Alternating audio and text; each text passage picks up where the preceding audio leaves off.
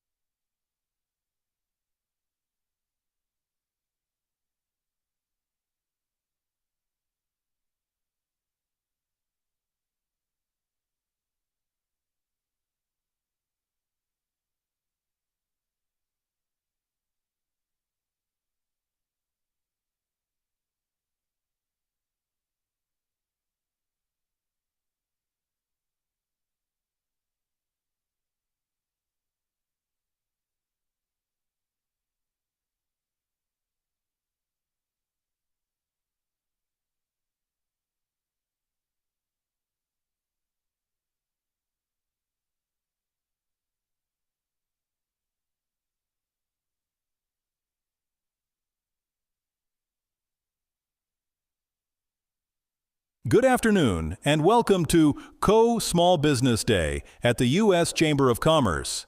Please take your seats and silence your devices. Our program will now begin.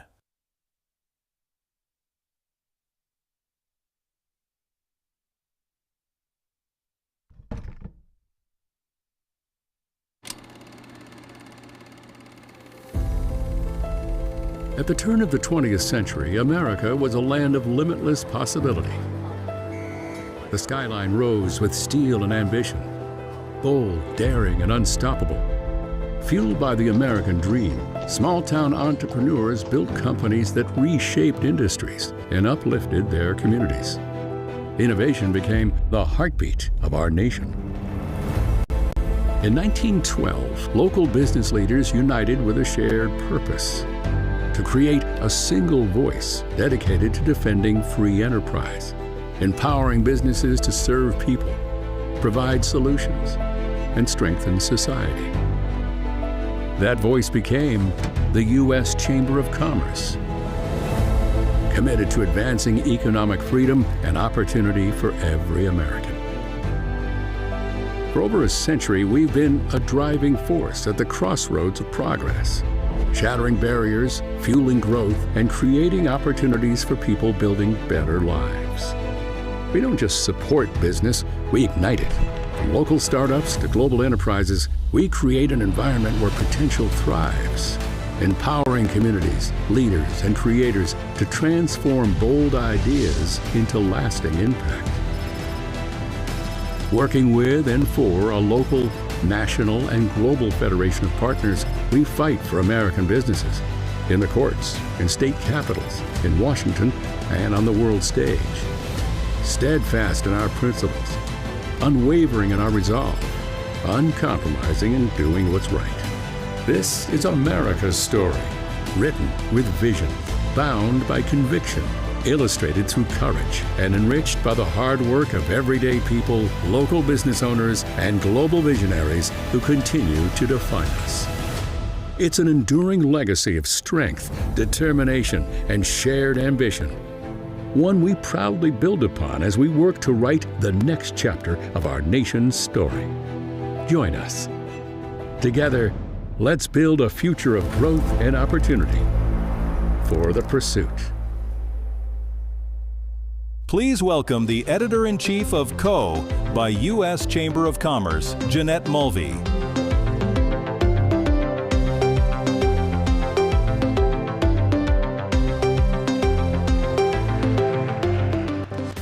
Hi everyone, welcome to Small Business Day 2026. We are so excited to have all of you here today, and welcome to everybody watching at home. Let's just take a moment to appreciate everything that you have done to get this far, to be here today as a small business owner. I think we should just applaud all of you.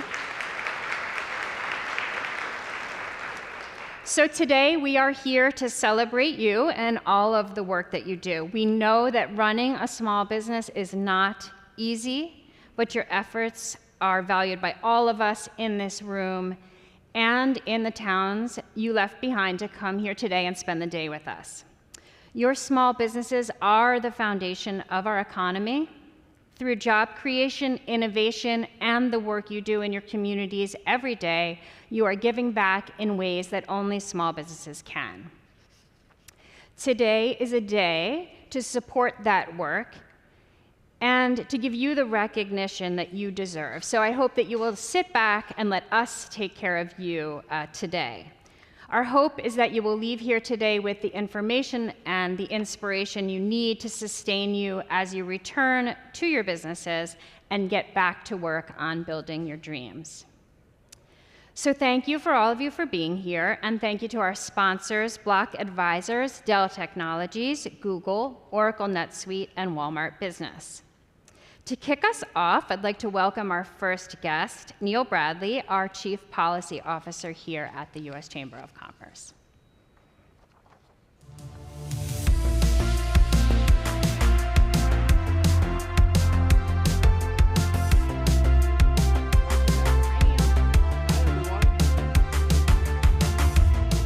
How are you? I'm great. How are you? I'm good. So, how can you not be great? Look at all these small business day. owners. Yeah. Okay.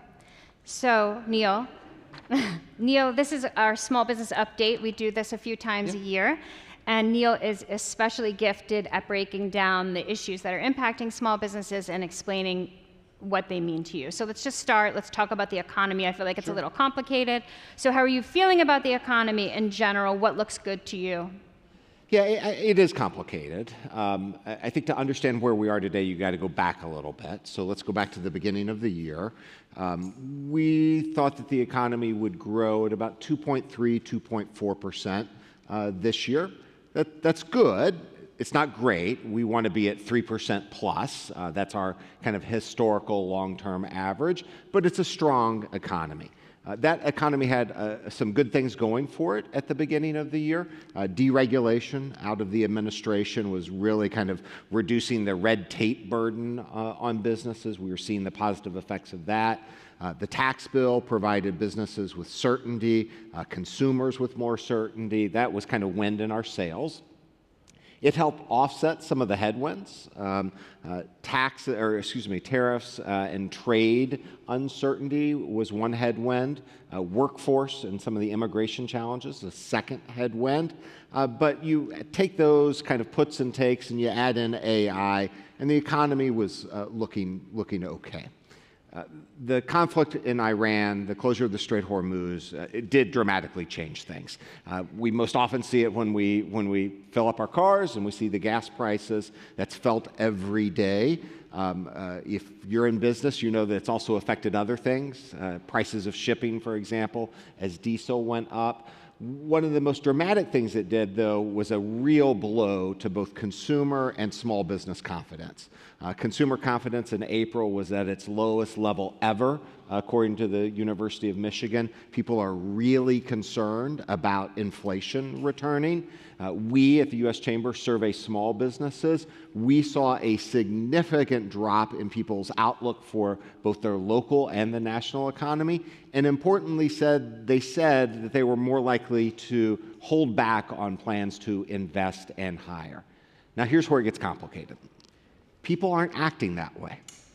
They're telling pollsters that I'm really worried about the economy, and we've seen almost no downturn in consumer spending. So they're still spending.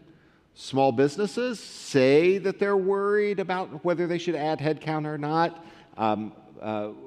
There's been no downturn in small business hiring. And so, in fact, just in the month of March, 5.2 million people got a new job, got hired someplace in America in the private sector. 80% of those 5.2 million went to work for a small business.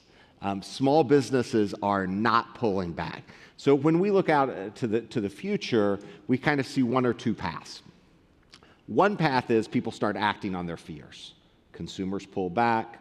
Small businesses begin to pull back. They don't do those nearly 5 million new hires. They don't invest. And then the economy really would be in trouble. The other path is that there's more certainty, more clarity, particularly around the Strait of Hormuz and energy prices. And even though gas prices and diesel prices aren't going to immediately come down, if people have confidence that over the course of 9 to 12 months that they never act on their fears. And so I don't know which way we're going to go, but I do know that it comes down to whether or not consumers and small businesses act on their fears, or whether they allay their fears and they keep hiring and spending like they've been doing. What do you think the disconnect is? Like, why are people saying they're worried about the economy, but they're not acting like they're worried about it? I think there are a couple of reasons. First, when gas prices started going up, it was actually, shipping prices started going up, it was actually an opportune moment for it in the sense that people had a cushion. We had higher than normal tax refunds in February and March as a result of the One Big Beautiful Bill. That's both for consumers and for small businesses. So they had a little bit of extra money to cushion that kind of economic blow. Now, the downside to that is that cushion's kind of gone, and we have to worry about what happens in May and June and beyond. The second reason is I think it's the insidious nature of inflation and why it's so important that the Federal Reserve and policymakers remain focused on inflation.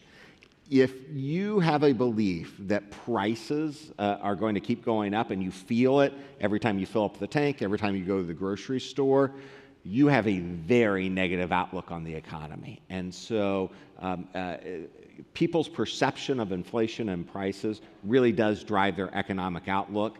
Thankfully, they had cushion to get through it right now, but if that cushion disappears or if conditions worsen, the disconnect could disappear, but it could disappear in a bad direction. Right. Okay. We can't talk about the economy without talking about tariffs. Yeah. So there is now in place a refund process for small businesses who paid tariffs under IEPA, which The is International Emergency Economic Powers Act. right, which is just one mechanism by which there were tariffs imposed. So for people who paid under that, there's now a refund process. Yep. So can you explain the refund process a little bit, who it applies to, and if people are actually able to apply for the refunds? Yeah, so if you paid tariffs for the first time last year on something that you were importing, more likely than not you were paying IEPA tariffs. That was the bulk of the tariffs. There are different tariffs on automobile parts and on copper and aluminum and steel, but for most small businesses, you were importing things and you were paying tariffs for the first time under IEPA. There were about 58 million shipments that came in that people paid tariffs on that they are entitled to refunds on. The Department of Homeland Security oversees Customs and Border Protection. Those are the guys who collect the tariffs. They are also the folks who have set up a refund process to refund about $170 billion to about 300,000 importers, the vast majority, more than 90% of whom are small businesses, of the tariffs that they've paid. We have a guide on on the U.S. Chamber website to help you walk through the process. It's pretty simple. They've done a pretty good job. You have to register. You have to get your registration approved. Then you have to upload forms about your imports and the duties paid. You get to upload your form once. You don't have to upload one for every single entry that came in. They have an automated process on the back end that verifies that, in fact, you paid those duties and you're entitled to a refund. And then they deposit the refund into your banking account. And so actually next week, we expect the first refunds to actually hit people's bank accounts. Great. You mentioned the One Big Beautiful Bill before. It was enacted last year. Mm-hmm. What can small businesses expect to see this year that's happening as a result of that? Well, the first thing, and this is kind of the thing that we sometimes forget, is we avoided a massive tax increase on small businesses. And when I say massive, that's not an exaggeration. The normal marginal tax rate for a small business would have gone from 29% at the federal level to 39%. That's more than a third increase in the tax rate that you have to pay. That did not occur, and it now won't occur. There are no more cliffs. For taxes to go up, Congress is going to have to actually go in and vote to raise taxes. The second thing it did is, if you've invested in research and development for your business, you know that you have been amortizing those expenses over a number of years, meaning that you spent $100 on research and development, but you only got to deduct $30 on your taxes, and then you had to deduct more of it the next year and the next year. If you are a small business, you can go get that whole refund for your past R&D expenses right now. A lot of small businesses did that when they paid their taxes this past April. That was good news. The third element is the ability, when you are buying equipment for your business, to be assured that you can write off 100% of the cost of that equipment in the year in which you make the purchase. And as you know, that makes the cost of investing in new equipment cheaper, which is great news for small businesses who are trying to grow and expand or simply replace worn-out equipment. This is an election year, so yes. So what are you expecting to see? Just what might Congress be doing between now and November? Things tend to slow down in Congress once we start getting close to an election, and I think that's going to be the case over the course of this summer and into the fall. They have a few must-pass items, funding some of the immigration work at the Department of Homeland Security. There's some national security stuff that they have to resolve. But I don't expect that we're going to see a lot more legislating.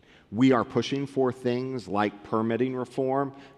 There's a bipartisan housing bill that we're on the cusp of getting done. It's possible that we get a couple of things like that signed into law before Election Day, but I think a lot of the activity is going to be post-election and into the new Congress. You know, I wanted to ask you about permitting reform. we talk about it all the time, but I'm not sure people know what that is. Can you just explain what permitting reform is? Because it's a big issue here at the Chamber. Can you just explain what it is? Yeah, so people are generally more familiar with permits at the local level, right? So you're expanding your building, you're modifying it, you're doing something, you got to go down to the municipal government and get a permit. In some instances, you also have to get a federal permit. And so if there's any federal nexus with the program, with the construction that's going on, that requires a federal permit. So most infrastructure that's being built requires a federal permit. If you're above a certain size, like a big new housing development, for example, you might require a federal permit for how the rainwater that previously fell on the land, what happens to it? And depending on the size, that can require a federal permit. So there's more things than you would think that require a federal permit today, and we want to streamline that process. Some projects, it can take 6 to 7 years to get a permit approved. That's for a project that might only take 3 years to construct. It should never be the case that you spend more time doing paperwork than you actually do building something. That's what we're trying to fix. Yeah, I just wanted them to understand immigration, you mentioned it briefly. Where are things, a lot of small businesses really depend on workers who come here from other countries. Can you talk a little bit about that and where things are with that? Yeah, so let's start with the good news. In the administration, President Trump deserves a lot of credit. Securing the southern border, we couldn't even have conversations about legal immigration reform when we were having the difficulties with kind of an uncontrolled border. That is now secure. We need to have some real serious conversations about our workforce needs and legal immigration and how it meets it. And by the way, what to do with folks who have not violated the criminal statutes. They're not criminal, but in many cases have been here 10, 15, 20 years and have been gainfully employed. They work for small businesses around this country. And Congress is going to have to tackle this. There are bipartisan proposals that are slowly gaining traction. Unfortunately, as I said a moment ago, we're getting pretty close to the election, and the concept of them coming together on a bipartisan deal before the election is not going to happen. But our goal is to have teed up, kind of post-election, some bipartisan changes that can have more people coming to this country legally to live and to work, and that resolves the status of people who've been in our community, in some instances for decades, living and working, so that they can be assured that they can stay. Any small business owner that offers health insurance to their employees will say that health insurance premiums are a really big problem for them. Last year, health insurance subsidies expired. They have not been renewed. What are your thoughts or insights into health insurance and the costs for businesses? Yeah, two issues. For small businesses who are offering insurance to their employees, yes, premiums are a problem, just like they are in the overall system, and we've got to start figuring out ways to reduce healthcare costs to become more efficient. I actually think there are some things on the horizon that will help with that, including AI and some efficiency gains that we can get in the system there that will put downward pressure on prices. The subsidies that you talked about, this is for people who buy health care on what's called the ACA or Obamacare exchange. In 2021, Congress boosted, this is in the middle of COVID, boosted the level of the subsidy. That expired at the end of last year. There was a lot of concern about would a lot of people just lose their insurance. We don't really know how all of this is shaking out yet. When the beginning of the year, when people had to re-enroll, we didn't see a huge drop in re-enrollment in those ACA exchange plans.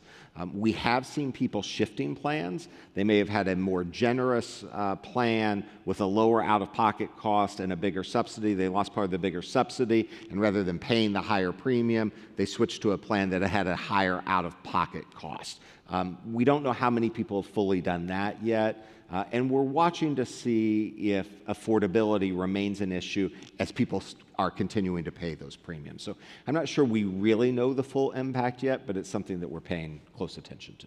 You mentioned AI. You and I talk about it every conversation. In fact, many people in this room today took the Chamber's in-person AI training for small businesses today. And a little plug that we have also launched a virtual AI training for small businesses, which all of you can learn more about later. And if you're watching at home, you can see it on our Watch Live page. It's a very exciting initiative that we've done where we're training thousands of small businesses in using AI. What are you seeing businesses use AI for that's really exciting?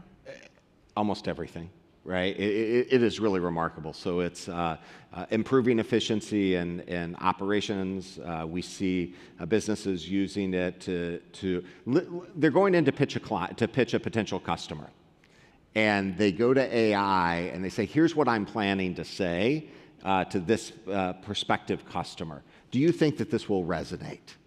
And you put in who the customer is, et cetera, and it gives tips to you on how to refine your sales pitch. It's really remarkable, from everything from doing that to improving manufacturing operations, maximizing your supply chain management, maximizing inventory. So much is lost to bad inventory practices. You can spend a lot of money on systems to help you manage your inventory. AI can help you do it often at a fraction of that cost. And so it's virtually no aspect that we don't see, particularly small businesses pioneering the use of AI. Yeah, I mean, we're hearing it every day. We actually have time for some audience questions. Do we have anyone who has a question for Neil about any of these issues or any that we did not cover today? I can't see that well, so I know we have mic runners out there. Just raise your hand or stand up, we'll get to you. Yeah, we have a mic runner. Nope. Yes, sir. Yeah, how do you see the impact of AI on the employment sector? You talked about strong factors of AI improving the economy, but how do you see that affecting the employment sector? Yeah, it is definite. There are some job functions. Let's start with some jobs. There are some jobs that are going to be displaced by AI, just like technology every technology advance displaced some jobs, right? And so, the typing pool is no longer thanks to innovations in kind of computer technology. When I first got to Washington, D.C., you be careful driving down the street because of bike couriers. The fax machine and then email, no one's a bike courier anymore. That will actually be a smaller number. There is a larger set, and when you read these stories about the large percentage of jobs that are going to be impacted by AI, that analysis is usually about particular functions of a job. So you spend 20% of your time editing something, and AI is going to make you a much more efficient editor, and so it will displace 20%. That doesn't mean you've lost your job. It means that you're going to use that 20% to do something else that is more meaningful and more productive. We also know it's going to create jobs in ways that we can't really even possibly imagine at this moment. And so that's the way every kind of technology has unfolded. We certainly want to be in a position that we help people, particularly those in that first group, manage through this. And we want to make sure that people in the second group are learning how to optimize AI so that they can continue to be efficient in their job. And we want to make sure that there are no barriers to people in that third group who are taking advantage of that. We poll small businesses about their use of generative AI. 57% last September said that they were using it. Of those 57%, 81% said that they had also added headcount. And so that did not surprise me because I think the folks who are at the cutting edge of this are using the technology to expand their business, and you're always going to need people, and you're going to be hiring people as your business grows and expands. I feel like wait, a couple over here. Oh, yep. Thank you. Hi, I'm Derek Perry with Optimize Advisors, and I do kind of that stuff. We help organizations use AI to optimize their business. And so I'm fascinated by the fact that you're doing training on that, which is fabulous. I'm curious to see, what is your perception of the small and medium business market using AI effectively, and what the uptake is, like what's stopping them from really using it? I'm actually very bullish on uptake. I mentioned a moment ago, last September we polled 57% self-reported. 3 years ago when we first did that survey, it was in the low 20s. Think about 3 years ago, like we weren't talking about AI all that much. And I said, in fact, I told our team, I was like, the poll's bad. You got bad results. There's no way it's that high. And I sit in a room about like this, and I said, I'm going to show our staff how right I am about this. And I asked this group, how many of you are using AI? And about 40% of the hands in the room went up. I said, turns out our poll was wrong the other direction if this is part of a representative sample. One of the reasons I think that it is so high is if you think about prior technologies, the personal computer, for example, incredibly expensive in the 70s and 80s. Big businesses could afford to buy it for their employees and use it. Small businesses were at the tail end of that. Even the internet, your capacity for small businesses spread around the country to get high-speed internet access wasn't that great 25, 30 years ago. Small businesses were at the tail end of taking advantage of that. This technology, there's virtually no barriers to use in some form or another, and so small businesses are early adopters. And here's the other interesting thing I tell our big business members at the U.S. Chamber. I go, I bet you have a lot of rules about how your employees use AI, because you want to control and limit what goes into it and what comes out. Oh yeah, we got lots of rules. The lawyers are all over it.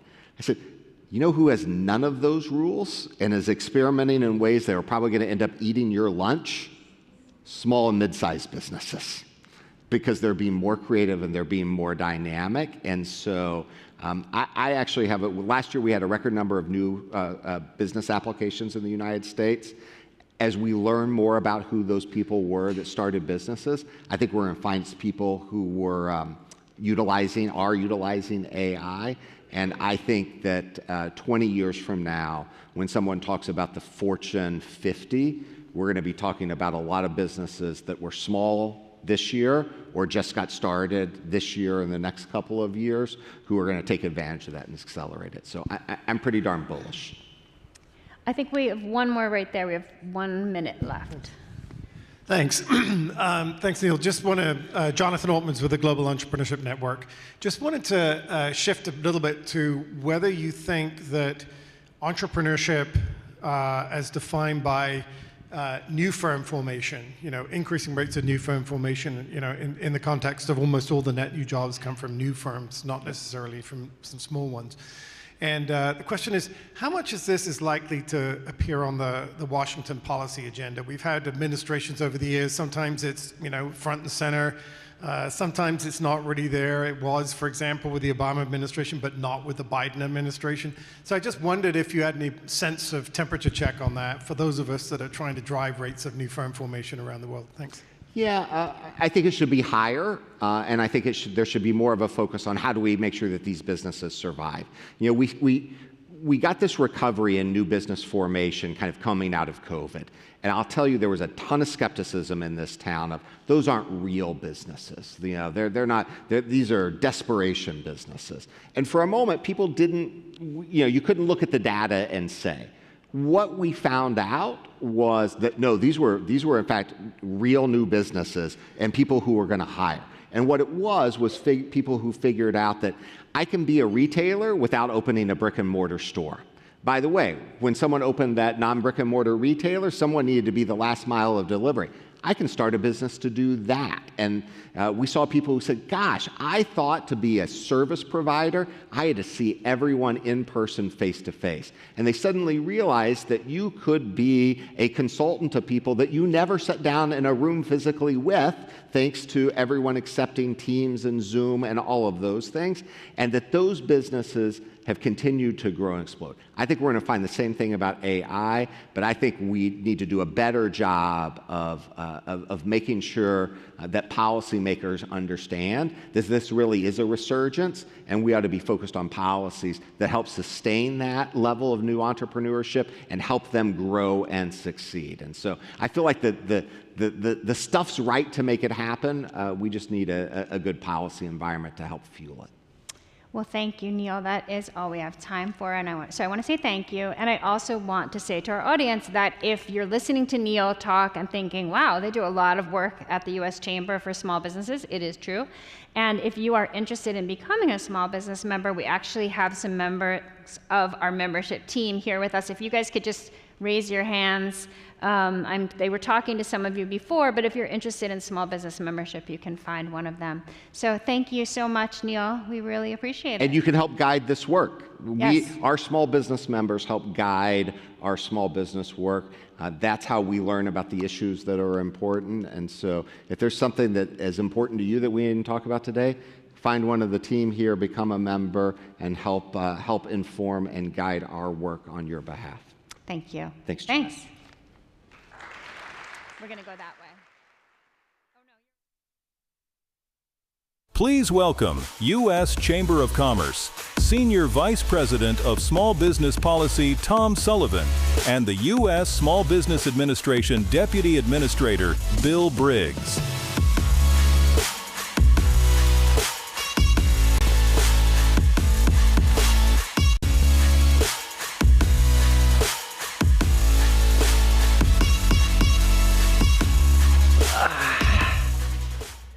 Oh, I see we wore matching suits. That's nice. We got the memo. Yeah. All right. Full disclosure. Bill and I are good friends. Bill and I met 6 years ago because he and his team at SBA ran the program that saved a lot of small businesses during COVID. And Bill, we talked a lot during those days, nights, weeks, and months, all trying to get information and resources to small business. And you and your team at SBA saved thousands, hundreds of thousands of small businesses. So thank you.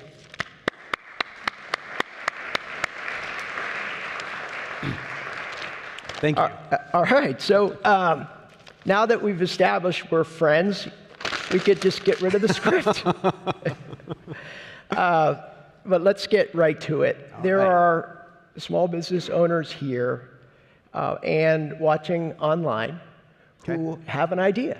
Okay. And they want to turn that idea into a business, but maybe they don't have the budget for a consultant or market research.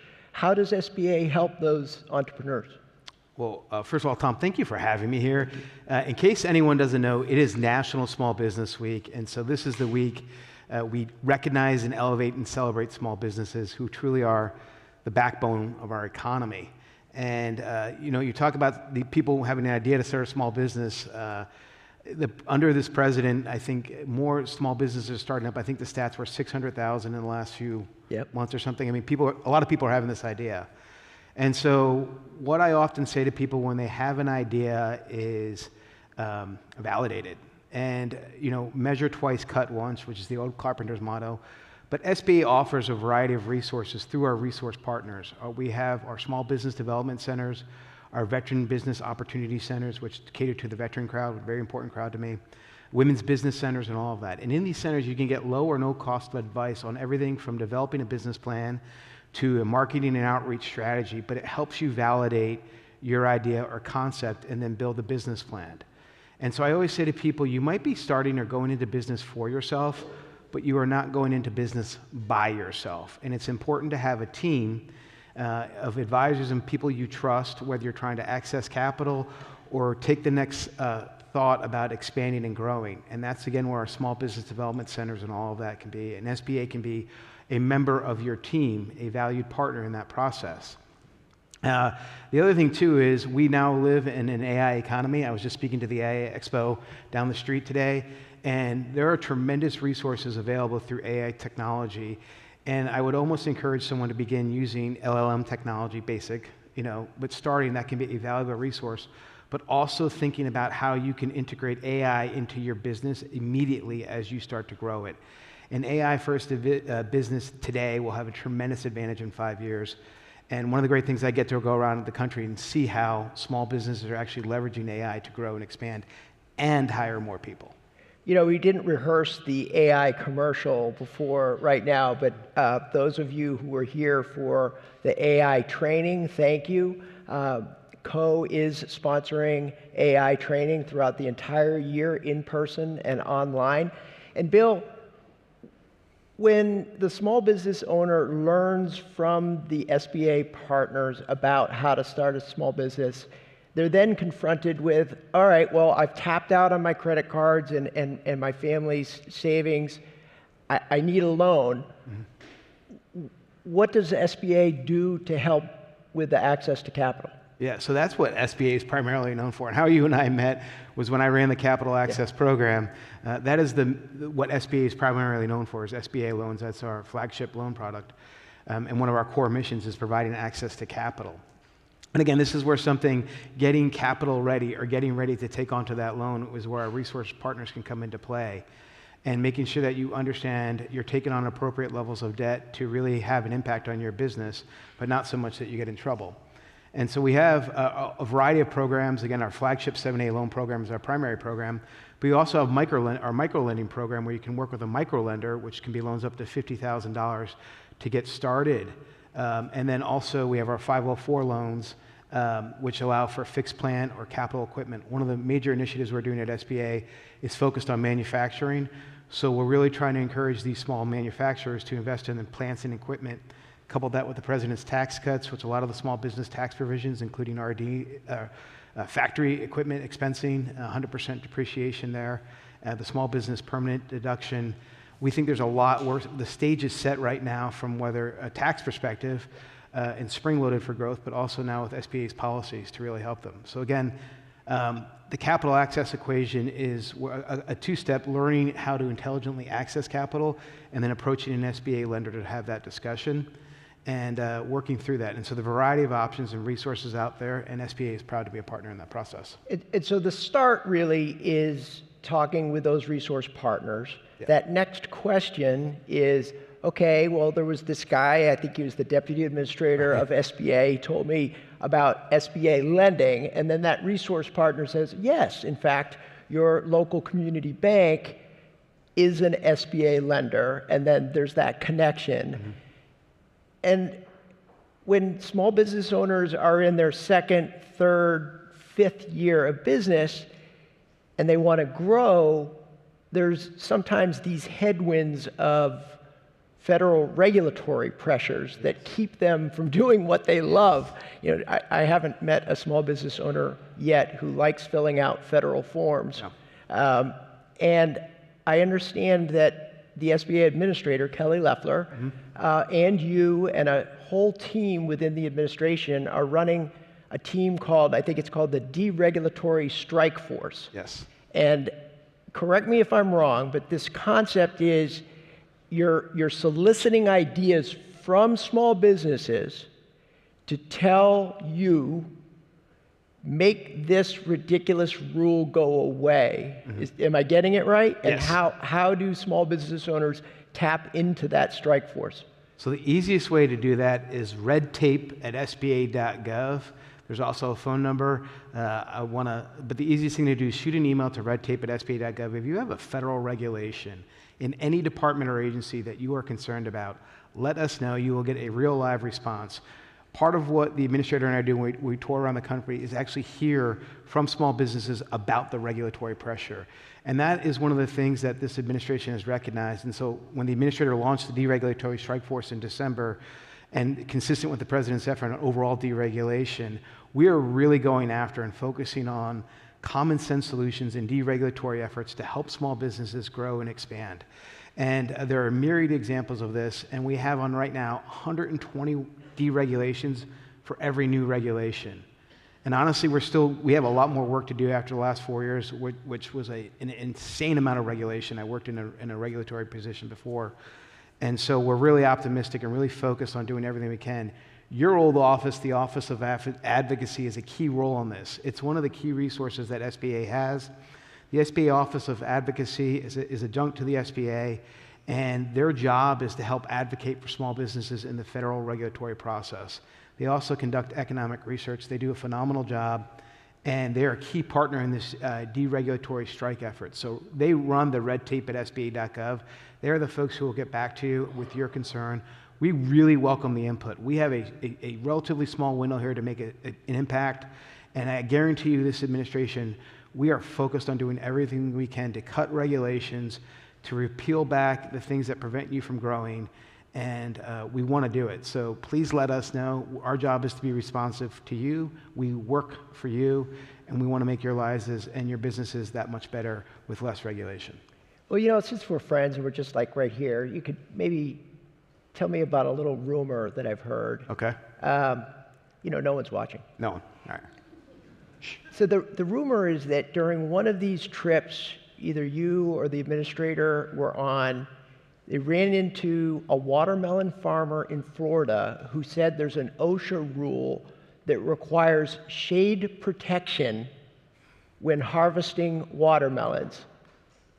And this farmer, who, rumor is, talked with either Administrator Loeffler or you or someone from Office of Advocacy, said, the problem is we harvest them at night.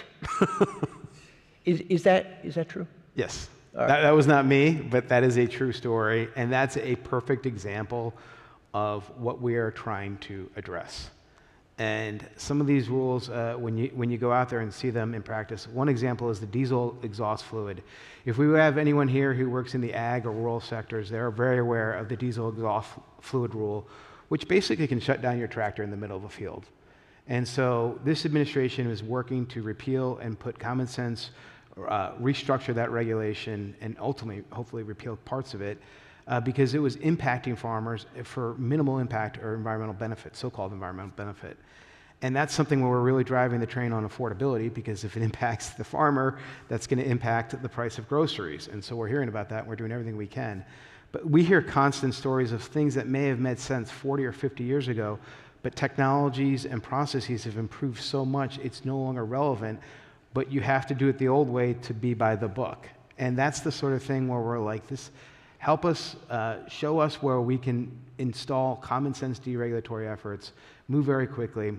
One of the untold stories things of this administration is we are all working as a team rowing. So I can call my colleagues in other departments and agencies and quickly get an answer. We're texting all the time, sharing information or asking what's going on. It's a quick phone call to say, hey, what's up? And we want to just move together and help America succeed. That is our focus. That's the president's vision, and we're behind it, and we're all rowing in that direction.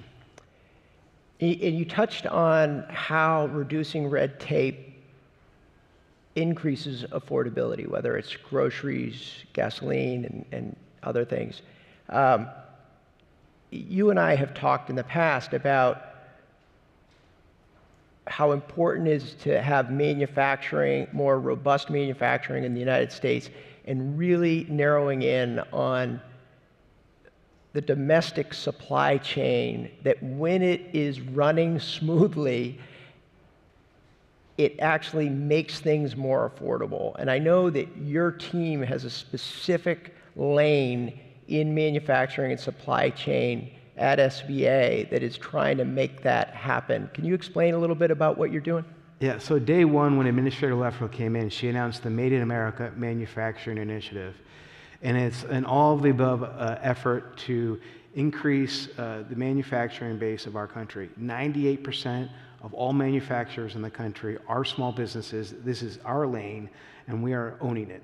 And so that's everything from deregulation efforts, over $100 billion in regulatory costs and burdens for manufacturers reduced, but also providing new loan products like our MARC, our Manufacturing Access to Revolving Credit, which is the first ever loan product designed with manufacturers in mind. They have different inventory and production cycles. It's not the same thing, and so you need some flexibility. That's what the loan product gives them. To our 90% manufacturing loan guarantee, which basically says to a lender, we are going to guarantee 90% of the loan against loss if you make it to manufacturers or food production specialists or logistics in the food production. And so if you're talking to a banker or a lender and saying, we're eliminating 90% of the risk, that is a tremendous offer. The only better deal was PPP, the program I ran. But all of this is in response to when we first met during the COVID era. We learned about the importance of supply chain resiliency. And so that's why all of our capital access efforts are focused on getting capital to small manufacturers, those who are in critical technology sectors, and then also those in food production, again, to work on the affordability so that our farmers and ranchers and producers can ultimately have access to capital and then expand and lower the cost of goods and services. Well, Bill, I want to tell you a story. Okay. Philip Freeman in Raleigh, North Carolina, owns a company, after serving in the military, started a company called Murphy's Naturals. It's an all-natural bug spray because his wife is horribly allergic to DEET, the chemical in most bug sprays. And it turns out that those essential oils and chemicals that he needed to no chemicals. The ingredients he needed to make the bug spray were all sourced in China.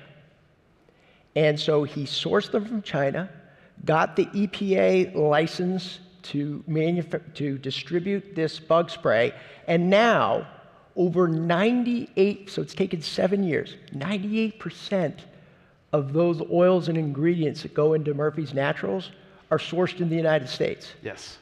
So that's a success story, and I know there are tons of other small businesses who want to do that. How is SBA helping make that possible? So, I'm going to give you a few things. They've given you red tape at SBA.gov. The other one is SBA.gov/onshoring. If you are a supplier or producer, this is our portal where there are over 1 million US-based suppliers and producers. So if there's anyone in the room who says, well, I have to get it from a foreign country, I've done this so many times it gets embarrassing. I go to the guy, I'm like, why don't we go look on the SBA.gov/onshoring portal and see if there's a US-based supplier or producer who makes this in America. And 9 times out of 10, there's somebody there who does it. And so that resource is free. It is on SBA.gov/onshoring to find US-based producers. But to the larger point, we're turning the ship around what has been going one way to really grow the US capacity to produce goods here. And we are doing it, and those success stories like the one you just mentioned are really great, and it's having a lot of positive effect. And again, we want to do everything we can to help those small businesses who need to find US-based suppliers and producers. So one more time, the website? SBA.gov/onshoring.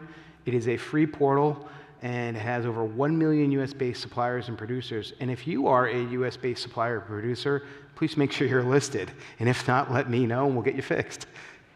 Now, this is National Small Business Week. Yep. I probably should have started with that, but you helped me out, no, so thank you. And over 130 small businesses were with the president earlier this week. And I personally love when small business owners come to Washington. They bring some of that common sense here and then go back home and run their businesses. But I'm struck by some of the things that you talked about in soliciting input from small business from around the country, bringing those small businesses here, but that's not where it stops. How many states have you been to in the last 5 or 6 days? I've been to 7 states in the last 3 days, including Hawaii. I've been to 5 states in the last 3 days, and then tomorrow's the final stop, and I have 4 events like this today. The administrator's hitting 6 states. Wow. So we're covering almost a quarter of the country in 1 week because we love small business so much. And the best thing is we get to go out there and meet these small businesses, these award winners who've come. I just was with somebody yesterday. They were with the president on Monday. They are so excited and enthralled. And then I show up at their place or their factory, and the local news is there. And then they're just showing how much they've grown in the last few years. And it's just this awesome thing. And listen, the headlines can be a lot of really negative things. One of the best parts of my job is going around and seeing these small businesses succeed, the grit, the determination. You don't hear about them every day, but the optimism, the case for optimism is there. And that's why I love serving small business in my role. It is a tremendous honor to do so. And I'm so glad we have this week to honor them. And it was so cool. I think this is the first time the president has ever met with small businesses during Small Business Week, and it was a tremendous honor. And it's an event people will never forget, and it's all part of our 250th anniversary this year. And so, again, the president always says to Administrator Loeffler, small business is big business, and he follows it up. And this is a president who gets small business, supports small business, and I am proud to serve him and the administrator and go out and see our small businesses everywhere. Well, it's just pretty amazing to personally witness the energy that you have, especially with the road show that you've been on. It makes it extra special that you're spending a little bit of time here at our Small Business Day. And I know where to reach you. Yes. You know where to reach us. Yes. And ladies and gentlemen, let's give Bill Briggs a warm round of applause.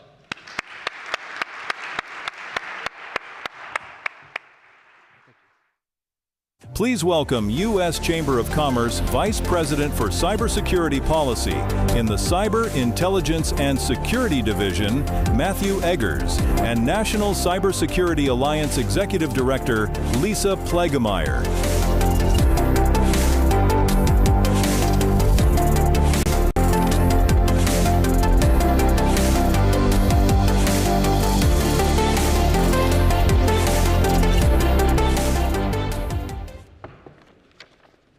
Lisa, great to have you with us. We're going to jump right in. Let's do it. So we've been working in cybersecurity for quite a while. There's always news, even if you're not in the cybersecurity field or an adjacent field, about breaches, threats, and so forth. Why is cybersecurity an issue that small businesses should care about? Well, I think everybody's familiar with the big data breaches that you see in the news, right? Ransomware incidents, things like that.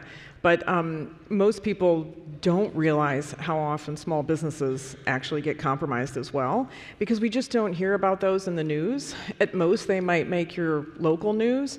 And then breaches that happen to large organizations can also affect smaller organizations. So a company I used to work for in the automotive industry had a ransomware attack a few years ago. They provide services and systems to car dealers. Car dealers are mostly small businesses in this country. And so it actually took all those dealerships offline for, I think it was over 2 weeks.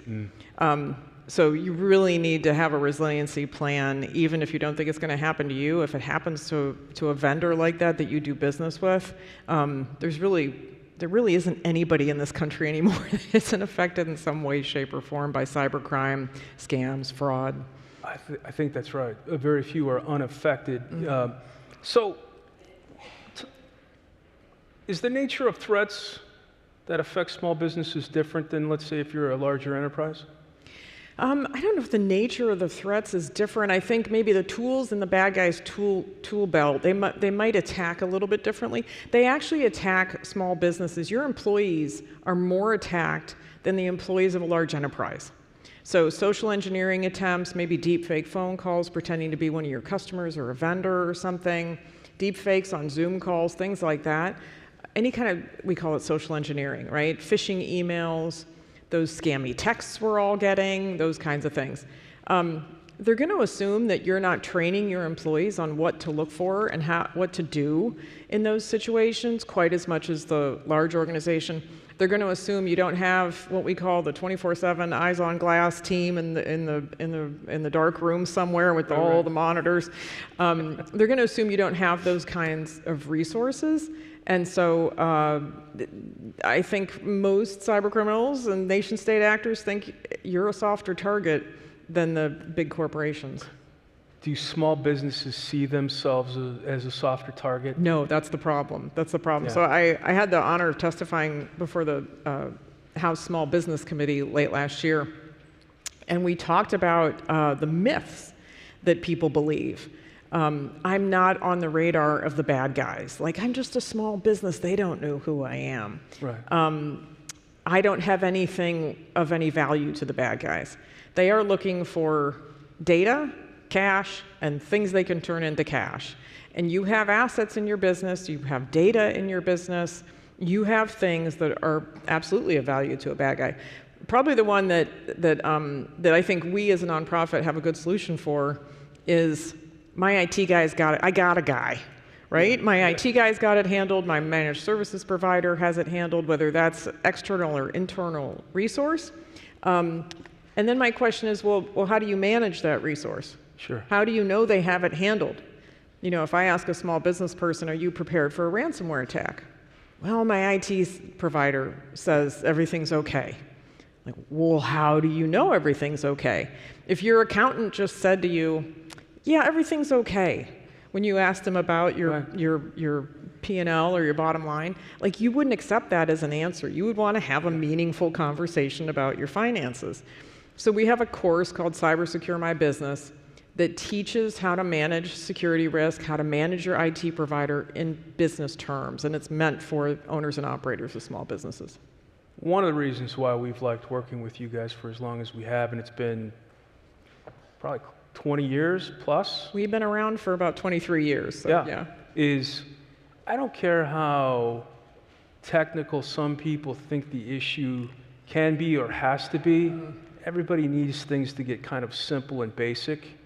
Not only for the experienced person, so they can communicate it to those that don't speak in a certain way or communicate technical terms in a certain way, but I think of everything from a sole proprietor to my parents, for example, who need some of those basics. So yeah, I spend a lot of time keeping my 84-year-old mother out of trouble on the internet. Yes. Yeah. You know, before I forget, you were mentioning, we were talking about threats. Before coming on here, you shared with me the example of that company that made that piece for paving machinery, and they thought, hey, no one's coming at me. Nobody's coming for me. Yeah, so China in particular, the CCP has a strategy. They will, so I have an acquaintance, I meet somebody, I'm traveling and meet somebody on a trip, and he says, oh, my family has a business where we make this piece that goes on the asphalt trucks that we all see. It's necessary for road paving. They make a certain piece that goes on that truck. They are the only business in the United States that makes that part. The only. So this is a great business. This has created generational wealth for him and his family. What a great family business to have. And so he thinks, because that's kind of an obscure, highly specialized thing, I just don't think I'm on their radar, right? The myth. I just don't think I have anything of value. Well, this happens over and over again, and it's not highly publicized. China will attempt to steal that intellectual property and then spin up a low-cost competitor in China and sell against that company. And there have been small businesses in the US that have gone out of business because of that exact strategy. So you really can't assume that you don't have anything of value to the bad guys. So what you guys do to help manage or help kind of mitigate those threats is tremendous. Let's talk about managing risks. You've got a booklet there that you noted. Yeah. So what do you want folks to kind of do? I think someone out here may have a stack of them.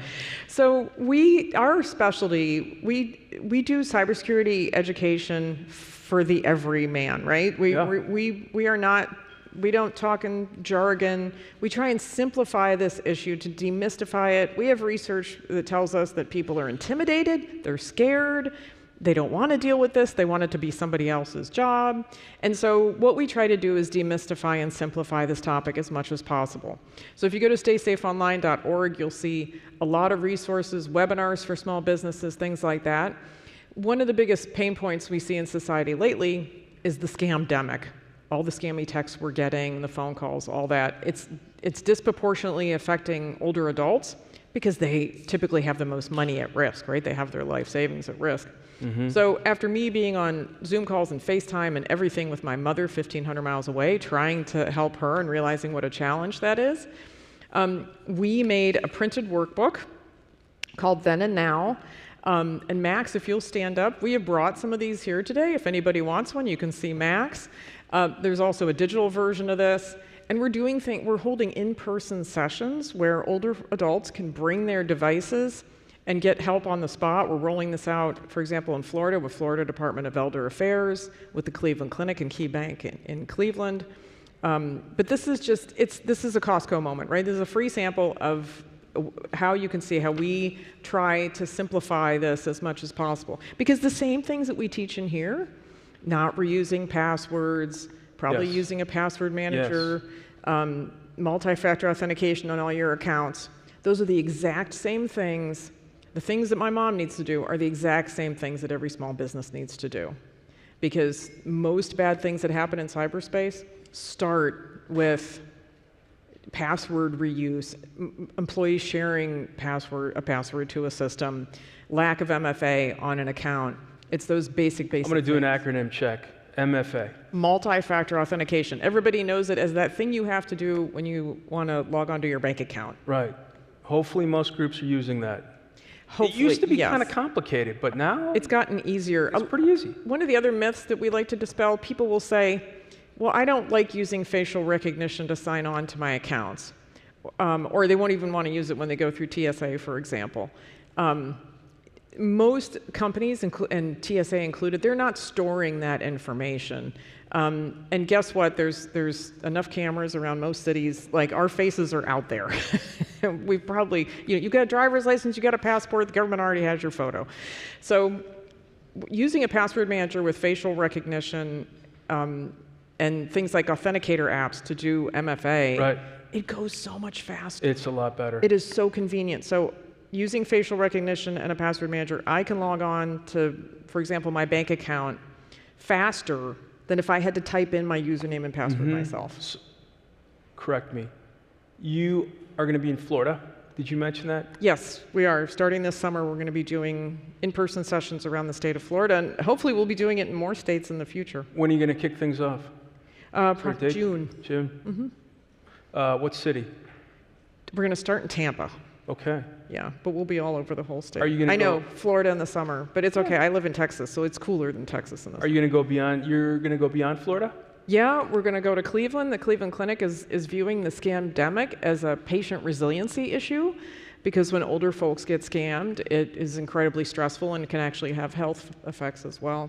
So things like changing passwords, using MFA. Yep. Do you hear that your stakeholders, clients, if you will, that they find it hard to use?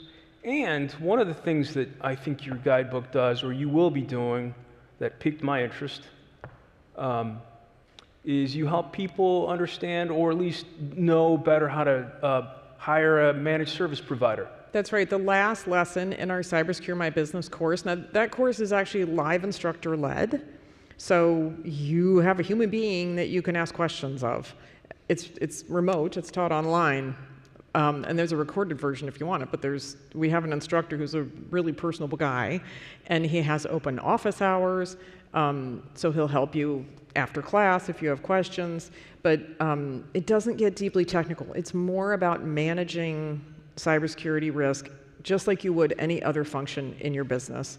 And the last lesson is, how do I hire a managed services provider? How do I manage my IT team? So when I think about that, I think of someone who might be just a sole proprietor. They're very talented in what they do. They're thinking day to day about, hey, how do I get more sales, cut costs, those kinds of things. I know about cyber, I know everything I've been told, but putting it into practice, it's a little different. We didn't talk about this, but on balance, if I'm a small business, what does it run me, maybe a year, to get a managed service provider, and what does that look? For me, I think about a managed service provider maybe helping an organization identify key data, Identify assets, what you have that's valuable to a and criminal. making sure that that data is protected. And one of the things I like to think about is maybe having a process of at least a backup, or maybe a distributed Right. network of backups. Right. To protect yourself in a ransomware incident. I don't want to quote figures, but I know what our tiny little organization, I'm a small business too. We're a nonprofit with 9 people. And so we have a managed services provider that's incredibly reasonable.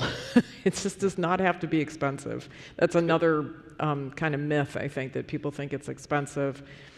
Sole proprietors tend to think that the tech companies I'm doing business with are doing this all for me, right? If I'm using Microsoft or Google or whatever. But there are a lot of complicated configurations that, especially in cloud services, that you want to make sure you want to get some professional advice there. This might be a little bit off base, but I often think of, we all kind of specialize in certain things. I don't change my own oil. I don't change my tires.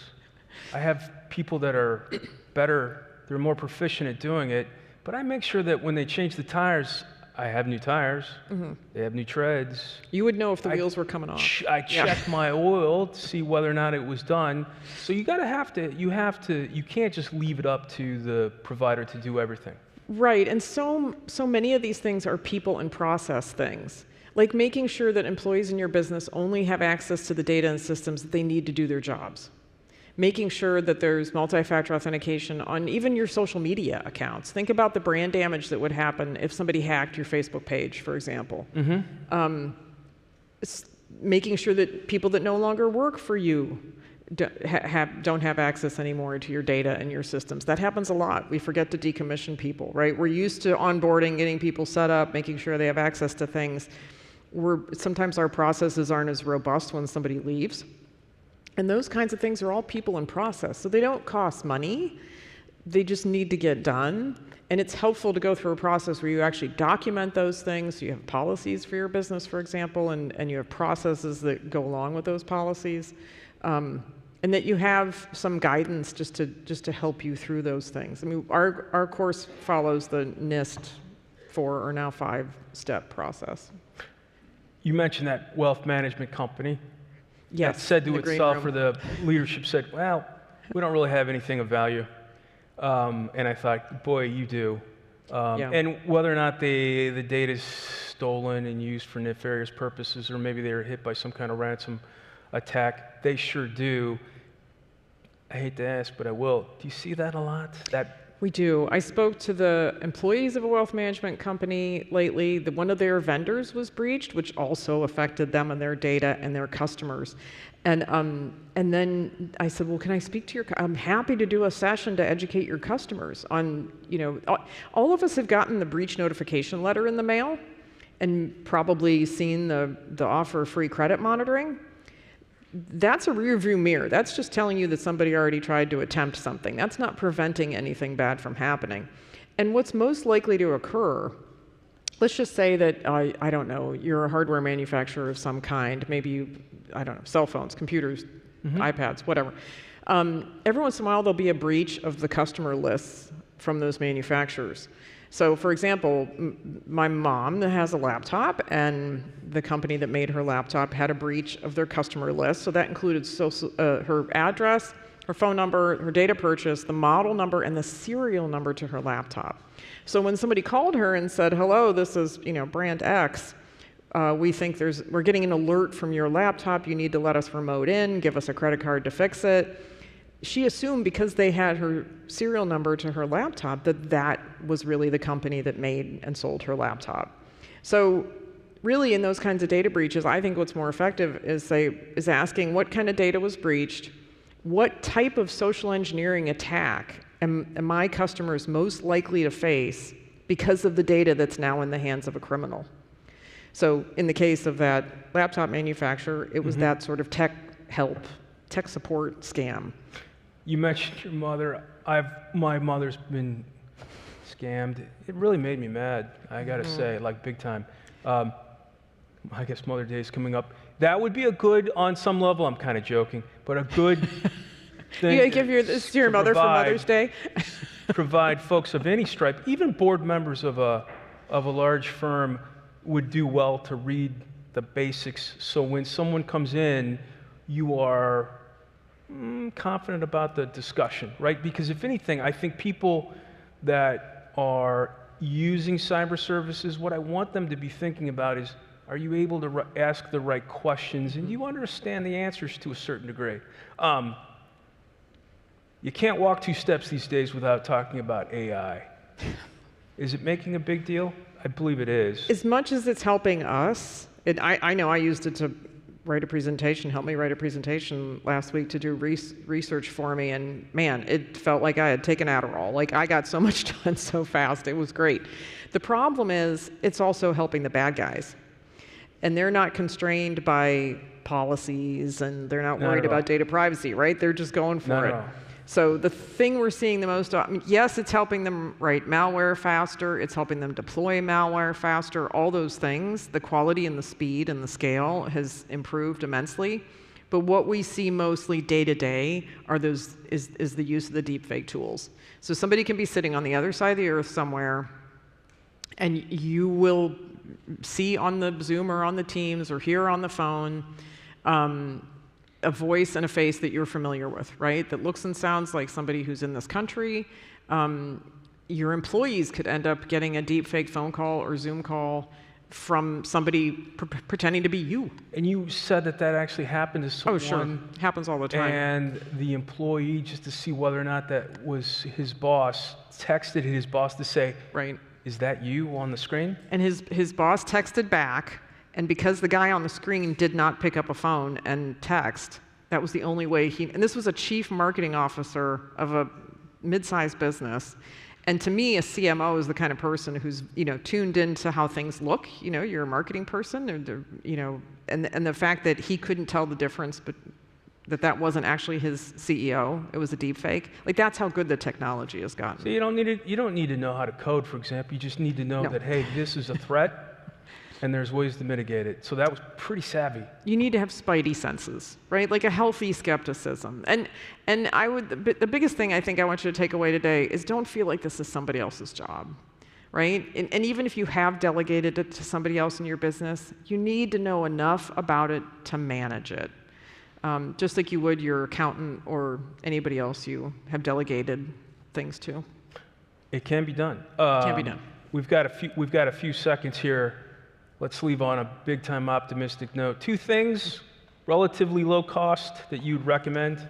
Everything on staysafeonline.org is free. Our webinars, our articles there on all different types of topics. It's all written without any tech jargon. And then our course, Cybersecure My Business, Max is happy to talk about that too. This has been great. I'll just finish by saying that if folks don't know, I work in our cyber group, and we deal a lot with policy, legislation, regulation. We try to create the conditions so what you do day in and day out is easier and better. So I thank you for what you do. This has been great. Everybody, Lisa, thanks everybody. Thanks everybody. Terrific.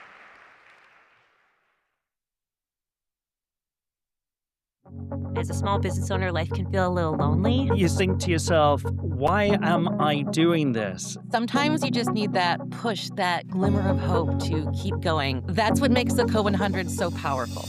I think the word for how it feels to make this list is pride. It's been validating. It's not some random award. It's the Chamber of Commerce Top 100 Businesses. That seal of approval has just been really overwhelmingly powerful. It gives me encouragement to know that I'm actually on the right path. Because sometimes I have my doubts when I wake up in the morning. The community is key. Getting to know people, putting my name out there, I get reminded that I cannot give up. I think of them as a family, and it's wonderful. When you're a small business owner, you lack the resources. The Chamber has all these other resources that can help you amplify your voice. The amount of education it provides has been incredible. We mention our Co 100 win at least once a week. It was huge. It shows that the effort and what we're doing is positive and other people are seeing it, and it's worth it. I would say absolutely apply. Absolutely go for it. It's all going to be great for yourself, your business, and you will otherwise always wonder and regret if you don't.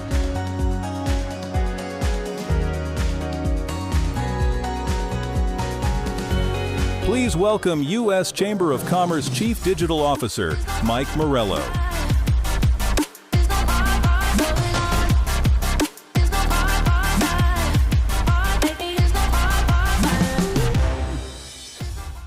Hello, everybody.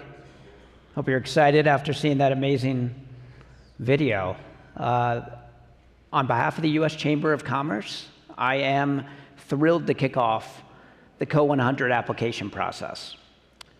It is officially open for another year of celebrating the top 100 best and brightest small businesses here in America. At the Chamber, we believe small business is not just a part of the economy. You really are the economy. You're the heart of our communities, the engine of job creation, and the source for so much innovation and grit that really defines the country. The Co 100 program was created to recognize exactly that. It's about more than revenue and growth. It's about leadership, adaptability, community impact. And the way small businesses embrace new ideas, new technologies to really build something that's going to be lasting. The Co 100 acknowledges businesses across 10 different categories. They include innovation, technology, community champions, customer service, and even have a category for micro businesses. Co 100 honorees, as you just saw, really unlock nationwide visibility to really puts their brand really in the focus. Gives unique, exclusive access to experts and thought leaders, and really some great perks that you really can't find anywhere else.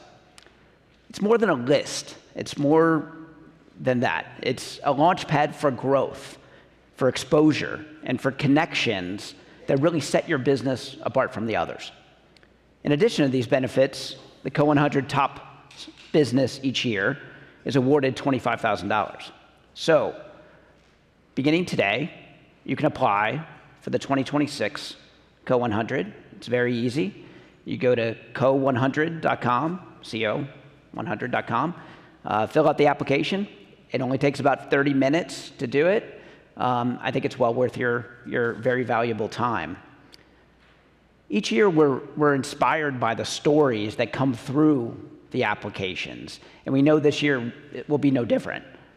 Which brings me to someone who really embodies what the program is all about. Last year's top business, led by Dwayne Myers, who's the CEO of Dynamic Automotive, he really represents the very best of American small business. Dwayne took his deep commitment to customers, to his community, and to his craft, and built a business that really stands out not just for success, but also for the values he has behind it. We're honored to have Dwayne here with us today to share his experience, his journey, and what the Co 100 recognition has meant for him and also for his employees. So with that, it's my great pleasure to introduce Dwayne Myers.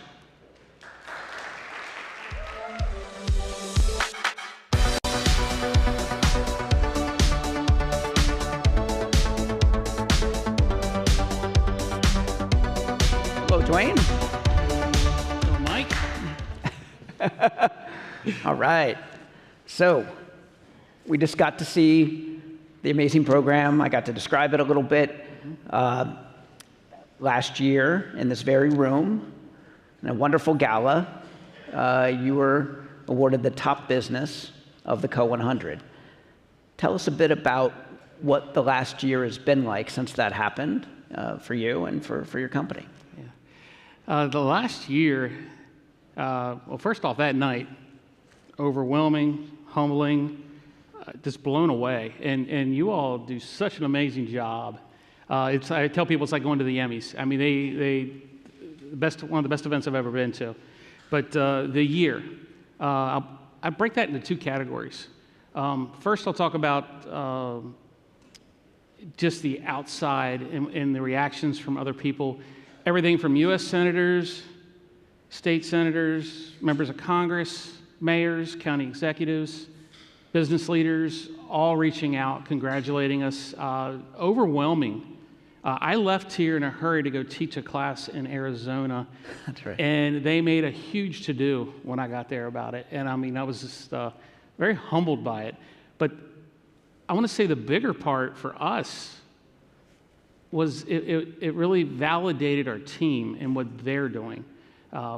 They still don't understand what a big deal it is, even though we keep trying to explain to them what an amazing accomplishment this was. But it validated all their hard work and what they do, and that it just motivated them to do more. And that just, you couldn't ask for more than that. Indeed. Mm-hmm. It really, I feel like part of the experience of what you got to go through, it's something that you have to sort of channel and bring to the employees every day. So speaking of employees, one very interesting thing when we were catching up, the automotive industry has a talent shortage. Mm-hmm. And it's very interesting, some things that you've done with Dynamic Automotive to address that and think out ways to get some real top talent for yourself. So do you mind describing a little bit about that? Yeah, we struggled, especially about 15 years ago, to find entry-level young talent. It was drying up. Where for years, we've been in business over 30 years, and for years, young minds just came to us. They wanted to be in our industry. And for once, that wasn't happening, to the point where we were still going into the school system, still talking to the parents, still at every career night, every mock interview, no interest. And we were worried, because we're like, how are we going to fix cars if we have no one to do that, no pipeline of talent? So we started some apprenticeship programs. We failed at first, but we failed forward. We rebooted. State of Maryland has some great models to allow us to create our programs, and we latched onto those, and that helped us create a pipeline of young talent. We went from no applications. We actually did a field trip right before we started these apprenticeship programs, and all the field trip was with all the local Career Technology Center automotive students, 72 of them. And they went through the building in different groups, and all they kept talking about was, we heard about an apprenticeship program. We had 6 applications that week. That was more than we gotten in the previous year. Now, this is 10 years ago. Now, we can fast forward 10 years, because we don't have 3 days to talk about it, because I can talk about it for 3 days. We have a waiting list of talent. We still go into the schools. We still invest. I believe you got to support the programs that support you. And then also these young minds may come to us later in their career when we do need them. But we have a waiting line, and basically we now get to pick the right people to be on our team, so it strengthens our culture. Where we went from anyone that would come in the door to now we can be more selective, and they can too. So it's I think, a good match, and it's helped grow our culture. It's really amazing to be able to do that and to find ways to expose it, especially to the young folks that aren't even entertaining it as a career, right? I think when you go talk to them and then they get exposed.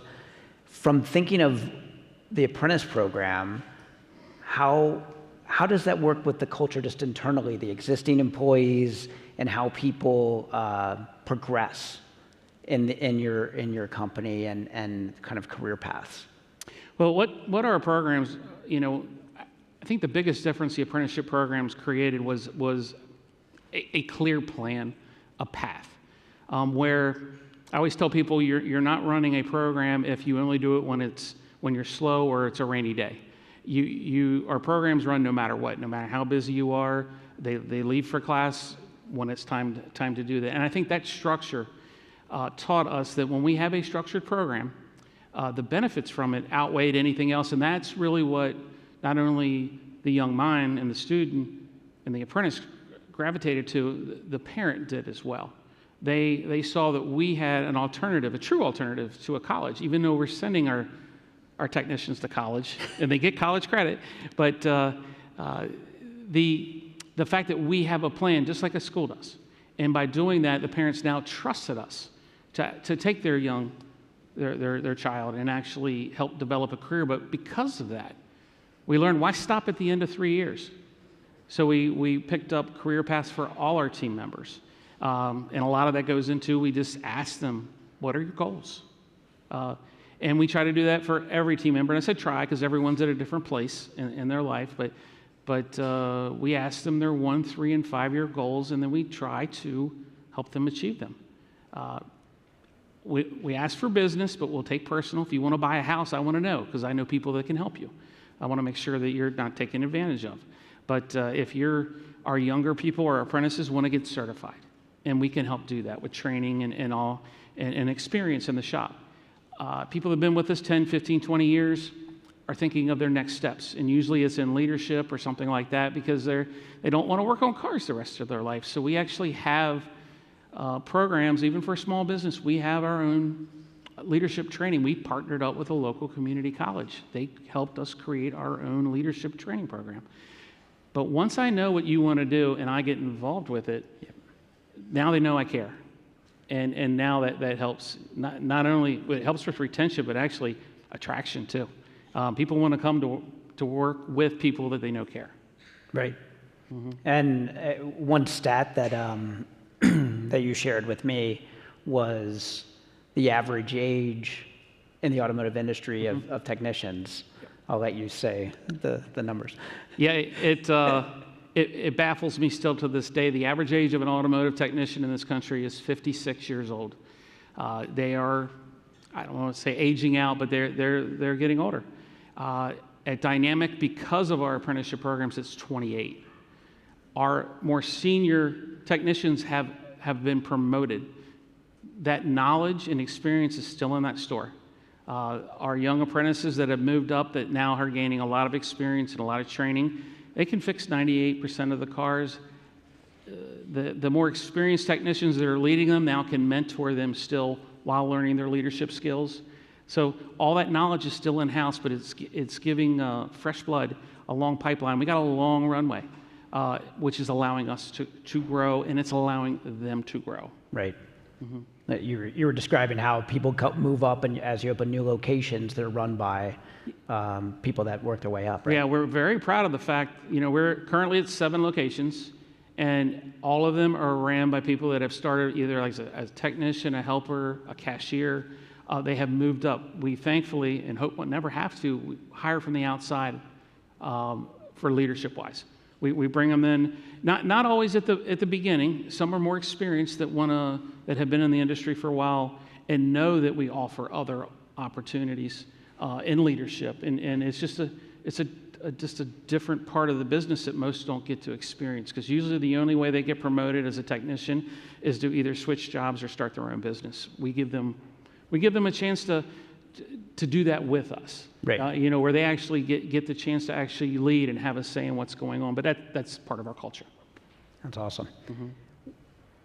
One, to kind of segue a little bit, your network that you have and being involved in your local chamber, for instance, and getting to meet, actually in this process, you've gotten to meet some elected officials as well through Co 100. But even before that, I think you've credited being active as a part of your success. What would you say to the folks here about cultivating those types of relationships and how it could be useful to them in their business? I tell everyone on our team and all small business owners, work on your network. It is one of the most powerful tools you will have. Our third shop we built from the ground up, and we opened it in 2005, and it was a $3 million build. We had 2 little shops. This was a lot of money for us. And then with the housing crisis and everything, we almost went out of business. It was bad. We were going through, when we were building it, we were going through special exceptions, and we didn't know people. We only focused on the inside of our 4 walls. And there's a time you have to do that as a small business owner, but when you can, focus outside. I always say if you want to be a successful small business, invest in the community you serve. You will get to know your elected officials. You will get to know the people that make a difference. Those people know other people. If you have a problem, they can find someone to help you solve it. I swore after we went through that in 07, 08, we'd never go through that again. And we went out and we got in the community and volunteered and got very involved, and we now have a very in-depth network. And then joining the chamber a few years later, and then chairing the chamber and all, I embraced it and made so many connections. It's amazing. People want to help people they like and know, and they want to help people that are helping others and helping the community, and it opens doors. Right. Totally makes sense. Why don't we finish up with, for the folks here that might want to apply, any advice, any thoughts with what, when you went through the process, and what might help? Embrace it. Don't think you can't win, because I tell you right now, I had no idea. Didn't expect to win. Actually, it was it was Rick Weldon, who is the CEO for the Frederick Chamber that I'm a member of. Actually, a member of that and the Carroll County Chamber, member of 2 chambers.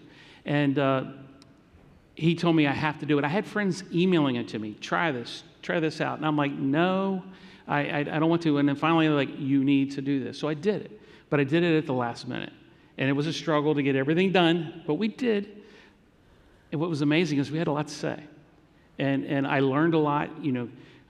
Thankfully we were selected first in the 100, and it was an honor. And I was very happy with that. And then we were in the top 10. And then that night here, sitting in this room, when they announced it, I had my one business partner with me. He jumped up and down screaming. I just held my head. I mean, literally, he just, and he's a couple years older than me. It was nice to see all the energy and blood flowing in him. He was jumping up as happy as could be. Just the outpouring. But then pay it forward, too. Pass on what you know, what you've learned, talk to people, help them. A lot of people reached out. Take advantage of that. Just try it. You're going to learn something from it. Fantastic. Well, thanks, Dwayne. It looks like we're all didn't take long. out of time, but thanks, everybody. Really appreciate it. Thank you. Yep. Please welcome back Jeanette Mulvey and Block Advisors Tax and Advisory Senior Partner, Chris Thiessen.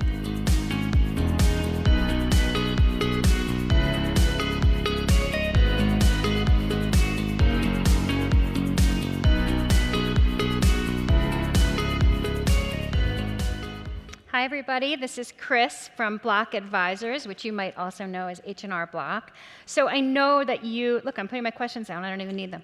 So I know you think we're going to talk about taxes, and you might be thinking about looking at your email, but I'm going to tell you not to do that, because what I want to tell you is that Chris is actually an accountant, a real-life small business accountant who has clients who are small businesses. So what I'm saying is you're about to get free accounting and tax advice from Chris. So do not check your email right now. Okay, you ready?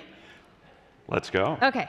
So you are here to talk specifically about the One Big Beautiful Bill and some of the tax implications of that. But I wanted you to just tell them a little bit about you and Block Advisors, because until we really talked backstage, didn't understand that as a small business, you can go to Block Advisors and they can become your small business accountant. I was telling you about my husband who's in the audience. I will not point him out because he will die. But he's a small business owner. We are in the market for an accountant because we weren't happy with our accountant. So I do not want this to be a sales pitch, and we already talked about that, but just tell them your experience and Block Advisors in terms of what Block Advisors does for small businesses. Be a pleasure.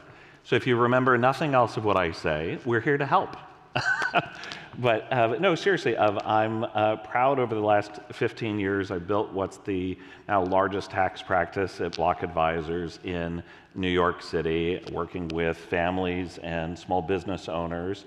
And you probably know H&R Block, 10,000 locations across the country, 350 Block Advisors locations, and we really focus on working with folks who have year-round tax interests and needs. So I like to make sure that we're not only looking back at what's already happened, because it's essential to get filed what needs to be filed correctly, accurately, optimally, but also looking forward to tax strategy and tax planning. Because before I came to Block, before I was a tax guy, I was an entrepreneur.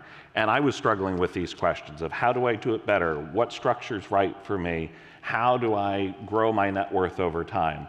And I've come to view the tax code as a strategic tool to help small business owners grow their business and help you grow your net worth. And so that's what we try to do, is translate the tax technical into presentable business decisions so you can make the right decision for you.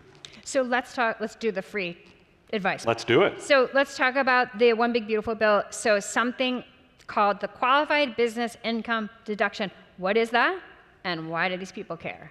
Great question. So what we know is that most small business owners do not have a regular corporation where the corporation pays the tax itself. Most small business owners are paying the income taxes on their personal income tax returns, whether that's as a freelancer or sole proprietor on Schedule C, or they have a partnership or S corporation where that income ends up on their personal income tax return. And hopefully I haven't put you to sleep, because I promise this will be exciting. of going back almost a decade ago, the Tax Cuts and Jobs Act gave a nice cut to the corporate income tax rate from 35% to 21%. But for all those small business owners, they were still paying tax on their personal income tax return, often at those higher income tax rates of up to 37%. So the qualified business income deduction was created as a way to bridge that gap, to make it better for small business owners. And essentially what it means is that up to 20% of your business profit can be taken as a tax deduction to reduce that tax rate, often from the mid to high 30s down into the 20s. What does that mean for all of you? That's money in your pocket. So that already happened a while ago, but when the Tax Cuts and Jobs Act was created, this was a temporary fix, and it was scheduled to expire at the end of 2025. So what the One Big Beautiful Bill Act, or OB3 as we call it, because it's a mouthful, we love acronyms, what it did was it took this temporary fix and made it permanent. And permanent is magic when it comes to planning, because so many small business owners I work with say, well, don't tell me what it was like last year. I want to know what it's going to be like this year and the next year and the year after that, so I can plan and make investments accordingly. And so in addition, it increased some phase-out thresholds, a number of different provisions that were favorable and positive, but at the end of the day, the key takeaway is it's now a permanent provision to help small business owners pay less in federal income tax. Okay, so let's talk about depreciation. I think you must be so fun at a party. After you have a glass of wine, we're going to talk about this again. So depreciation, I think people conceptually understand what depreciation is, but why is it relevant right now? Great question. So long story short, most businesses, as you know firsthand, have to make investments in equipment or other items that's going to last over multiple years. And so in accounting speak, we think about, well, can you take the cost of that all up front as a deduction, where you're going to get an immediate tax benefit for everything you've spent? Or is that something where that tax benefit is going to be spread out over a number of years, whether it's depreciation or amortization? And so the One Big Beautiful Bill had improvements in two key areas. One is Section 179, and the other is bonus depreciation. I'm not going to bore you with all the details. The key points are to say that with Section 179, which allows immediate expensing, it increased the thresholds. So businesses can now take more in equipment expenses under Section 179 than before. Again, more money in your pocket, more money to reinvest in your business. Similarly, with accelerated depreciation or bonus depreciation, it was starting to phase down. So you weren't able to take every dollar you spent up front, you were having to take it over time. And the One Big Beautiful Bill Act fixed that to bring back 100% bonus depreciation. So the key takeaway is that for many businesses that might have said, okay, well, I get if I'm going to spend $500,000 in equipment and my federal, state, and city, I'm from New York City, income taxes are something like half, well, I'll save half that in tax, right? It got more complicated because that savings was over time. And so what the One Big Beautiful Bill did was it brought back that immediate expensing for more of those depreciation items, keeping more cash flow in your pocket. And if you haven't had a chance to work with your tax advisor to think about making those investments sooner, now's a great time to do it. Can you be specific about what really qualifies as equipment? I mean, are you talking about a truck? Are you talking about a kitchen stove? Like how loose is that definition? Yeah. So broadly speaking, items that are going to fall under depreciation are going to be things that last more than a year, right? So it could be computers. It could be, as you said, vehicles. Vehicles have some special rules, so be aware of that. It could be improvements into a space that you're leasing. All sorts of things that are going to last more than 1 year would fall under this rubric. Not to overcomplicate it, but does real estate owned real estate count, but you're saying that even if you don't own the building that your business is in, but you lease it, but maybe you're doing some renovations to it. So I think that's good information that maybe people didn't know. Okay, let's talk about research and experimentation deduction. Now, if I were sitting here, most people are probably like, I don't do any research, I don't do any experimentation. So what is that deduction, and like how liberal is that definition? Why does it matter? Yeah. So I'm a big believer in innovation. I see it in the small business owners I work with. I started my career at Goldman Sachs investing in biotech companies, so I feel that the research and experimental expensing is near and dear to my heart all of my professional life. And so, again, this is one of those where if you're making investments in an improvement or process, I like to say where there's uncertainty about the outcome, it may fall under research and experimentation, or R&D is often what we might say. And so, again, this is an area where historically, if there was an investment, let's say you're putting $1 million into a research study, in the good old days, that was an immediate expense. There was a change in the tax law a few years ago where if it was a domestic research and experimentation expense, that had to be spread out over 5 years in recognizing the tax benefit. And if it was a foreign expense, it had to be spread out over 15.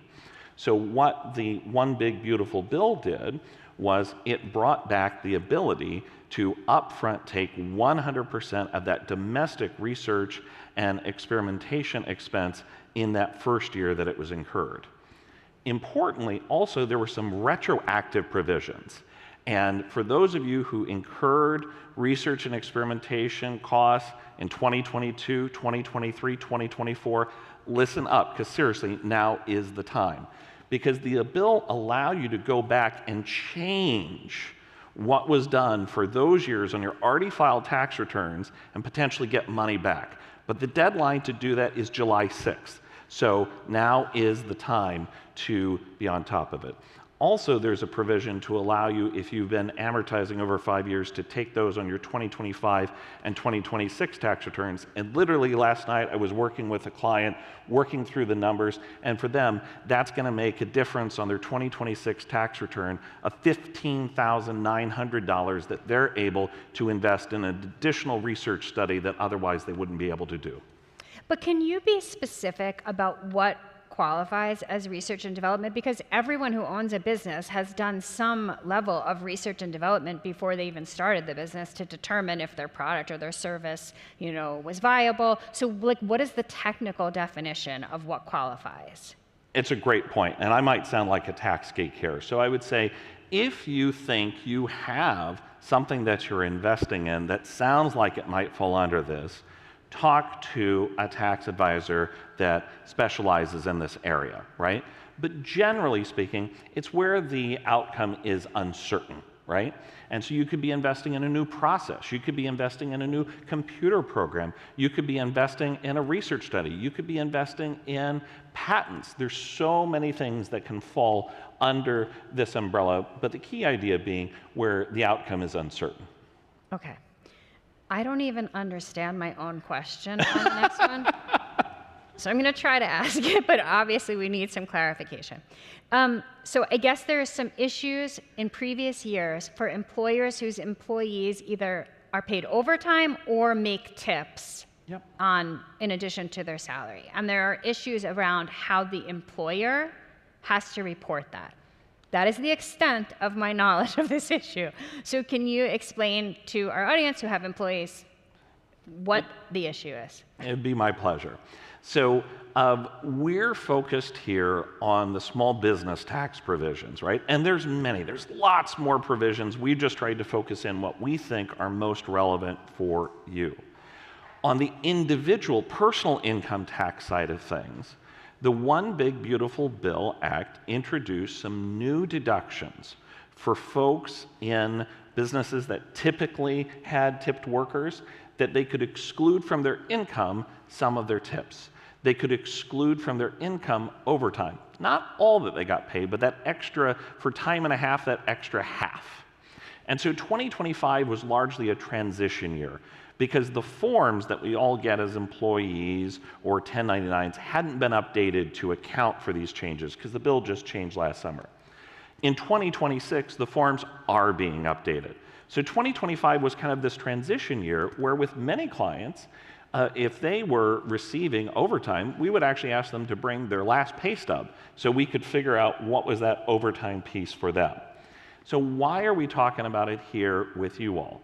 Well, if you have employees and you're doing the payroll yourselves or your payroll department, now is a great time to be sure that in 2026 you are tracking any relevant qualified tips and overtime so that when those W-2s get issued in January to those employees, you got it all right. Because we certainly saw some employers that were already doing that voluntarily this past year, but then had to go back and correct the W-2s. Nobody likes corrected forms, right? If you're working with a payroll processor, make sure that you're in touch with them about their process, that you're giving them the data they need so you don't have surprises in January, because I promise if it comes as a surprise to you in January, you're then going to hear from your employees about it at the end of January and February when they go see their tax person. All right, thank you for explaining that. 30 seconds left. What is the #1 tax mistake you see small businesses make? So I know it's not going to sound exciting, but it's record keeping. So often we'll see folks who will come to us and they haven't really kept track of things through the year. So I'd say, whatever stage of your business you're at, make sure you have a system that works for you.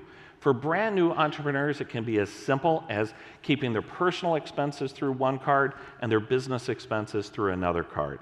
As you grow, working with a bookkeeper or bookkeeping firm that can help you, I would say that's the #1 thing that makes a difference and reduces that stress level around tax time.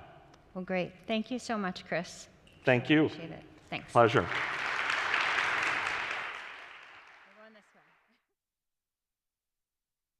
Please welcome Co-Senior Editorial Director Barbara Thau and the founder of Josh Sellers, Joseph Carr.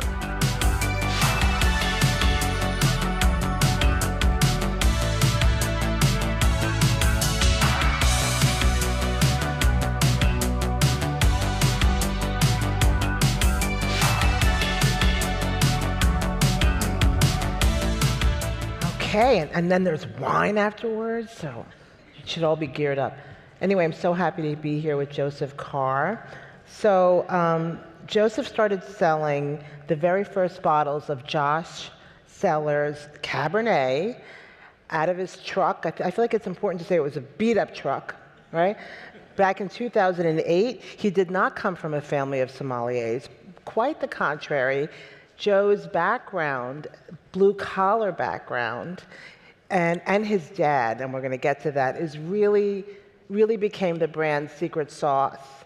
So I guess we have to say by knocking wine off its lofty perch, making it accessible, affordable, and even fun, today Josh Sellers is now the #1 selling table wine brand in the U.S. So yes. Thank you. What's also interesting, it's earned a really coveted following among young consumers, which is a big deal in the wine category. His story, the growth story of the brand, has such important lessons on brand differentiation, on reaching new audiences, and in a crowded market. We're going to dig into all of that today, and we're also leaving room for your questions, so please have those questions. Welcome, Joseph. Thank you for being here. You're welcome. I'm so glad to be here. So I wanted to start by taking a short trip down memory lane. I think that your story is really instructive. And so you, like we said, you grew up in a blue-collar town and Joseph corrected me, it's not Berlin, it's Berlin. Berlin. Right? Berlin, New York. And there have been really pivotal details along the way from that small town. And Berlin, to give you a little taste of what that was like, and I'd love this, you said, quote, "We didn't have a vineyard. Everyone's favorite white wine was Budweiser." So there's that.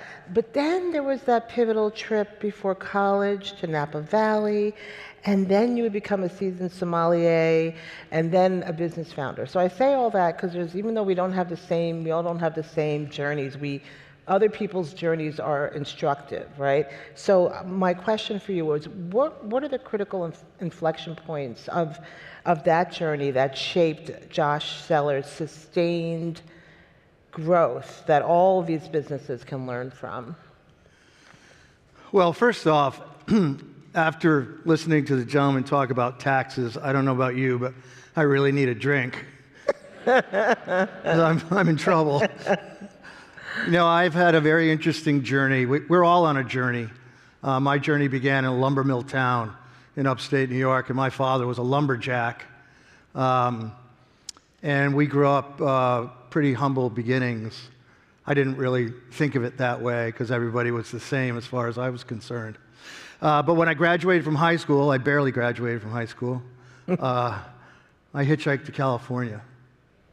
And I had long hair. And I put out a sign. And I carried a Kerouac's book On the Road. Oh. And Steinbeck's wonderful book, Travels with Charlie. And I wanted to see America. I had never been outside of my hometown. And I wound up in San Francisco. I had about $10 left to my name. And I stood on the street and juggled tennis balls, and I earned $20, so I knew I could get a bus ticket home. And I wound up going to Napa Valley.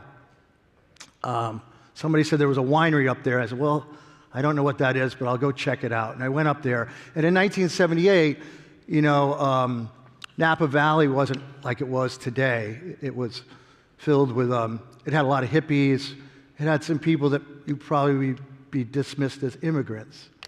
They were from Spain and France and Italy, and they were there following the American dream, producing wine and bringing their culture. And I met a family that I went up on the porch, and they gave me a sandwich because they could tell I was starving to death, and they offered me a glass of wine. It was Cabernet Sauvignon, and it was like nothing I'd ever tasted before. It certainly was not Budweiser. And that's really where the love affair began. And I went back to college. My twin sister and I were the first ones in our family to ever go to college. And that was my father's American dream, my mother and father's American dream. They never went to college. They were both very bright, but they couldn't afford to go to school, and they were determined that their kids would go to college. And that embodies my father's American dream. And the brand is really a love letter to Joseph's dad. I mean, it's named after him. I wanted for you to just share a little bit about what his imprint is on the business's success. Well, my father worked very hard. You know, he kind of put into us what companies call core values. Every company has a set of core values, and they talk about them, but do they walk? And I learned core values from my father, which was respect the people you work with, and respect yourself and earn the respect of others.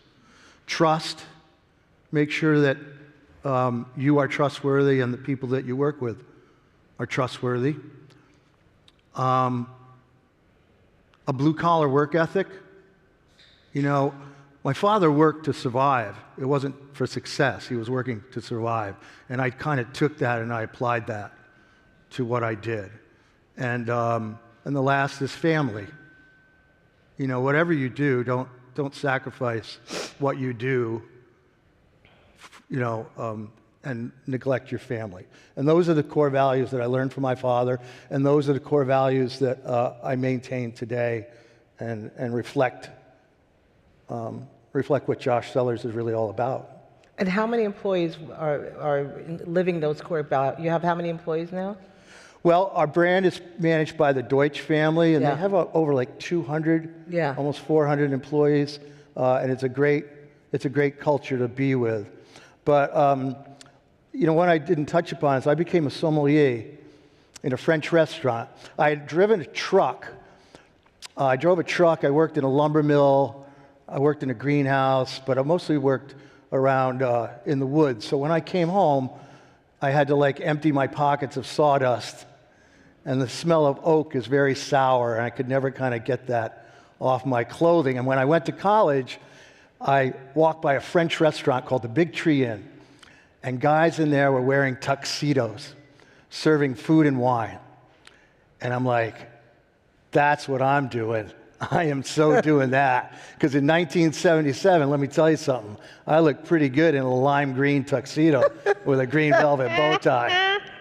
So I walk in to the owners and I say, my name's Joseph Carr.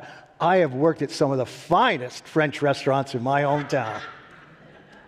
The guy's like, I don't think so. So he made me a busboy. I didn't want to be a busboy because the busboys wore vests and the waiters wore tuxedos, and I really wanted the tuxedo.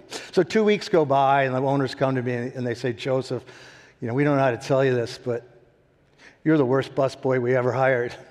Because I didn't know. I'd never eaten a French restaurant before. But the owner's wife really liked me. She said, he's always on time. He has manners. I learned manners from my mother with a stick. So I had manners.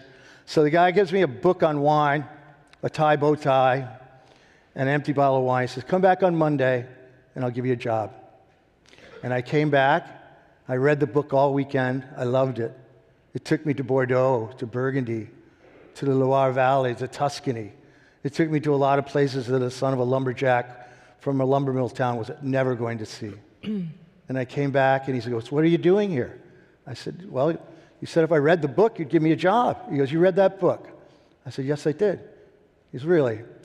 He goes, okay, tell me 3 crus of Beaujolais. Trick questions, there's 9. I go, Morgon, Fleuret, Meleva. He's like, God damn it, I got to give you a job. And I became a wine steward, and then later I became a certified sommelier. I came home and I said, Dad, guess what? I'm a sommelier. He said, don't talk like that in front of your mother. And then he said, are you telling me that people pay you to taste wine and talk about it? I go, yeah. This is the greatest country in the world.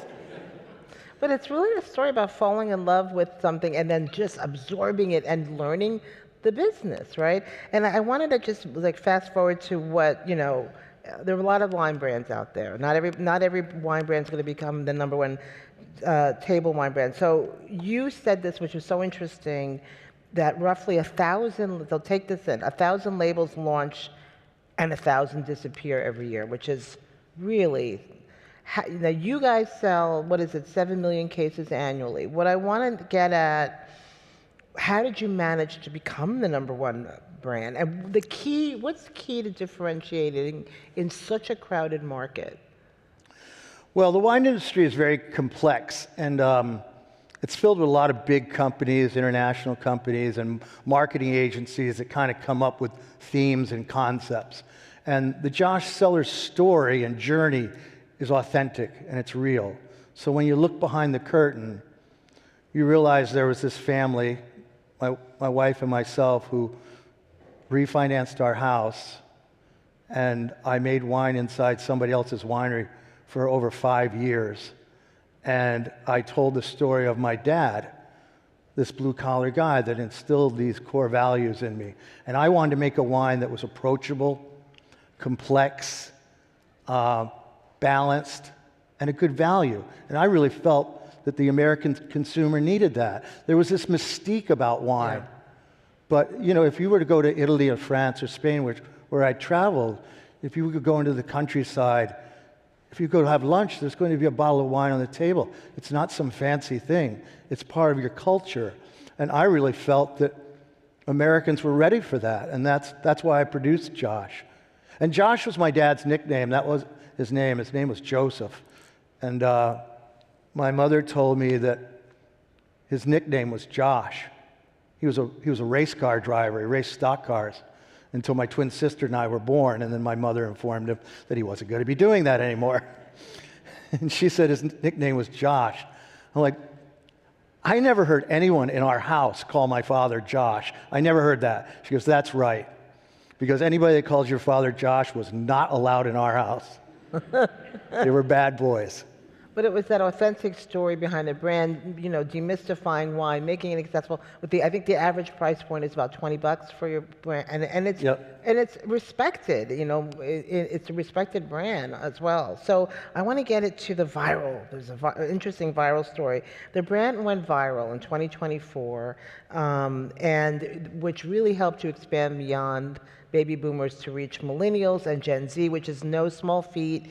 It's a category that's typically skewed older. You guys over-index, correct me if I'm wrong, with the under 40 crowd, right? Yes. So what drove that cultural moment? How did you capitalize on it? And what's the takeaway for this audience? Well, a couple of things that happen. You know, when you produce wine and it goes out into the world, you don't really know what the experience is. What's the end user? And Facebook came along. And we heard all these wonderful stories about people sharing our wine, whether it was a first date, or maybe it was a wedding, or it was a life well lived. And we would sit around the supper table and listen to these stories, and it was really amazing. And then I did a short commercial about my journey that wound up on YouTube. And I've had 100 million views on YouTube. And someone came out with a meme, and it got 100 million comments in a week. I had to call my daughter and say, "What's a meme?" I have no idea. But it blew up, and then Saturday Night Live picked it up and put it in 3 sketches. And it's crazy, and the industry is talking about it, and it's a real joy to have this. And I think that's kind of set us apart. And we try to capture younger consumers. The style and the value is something they're open to.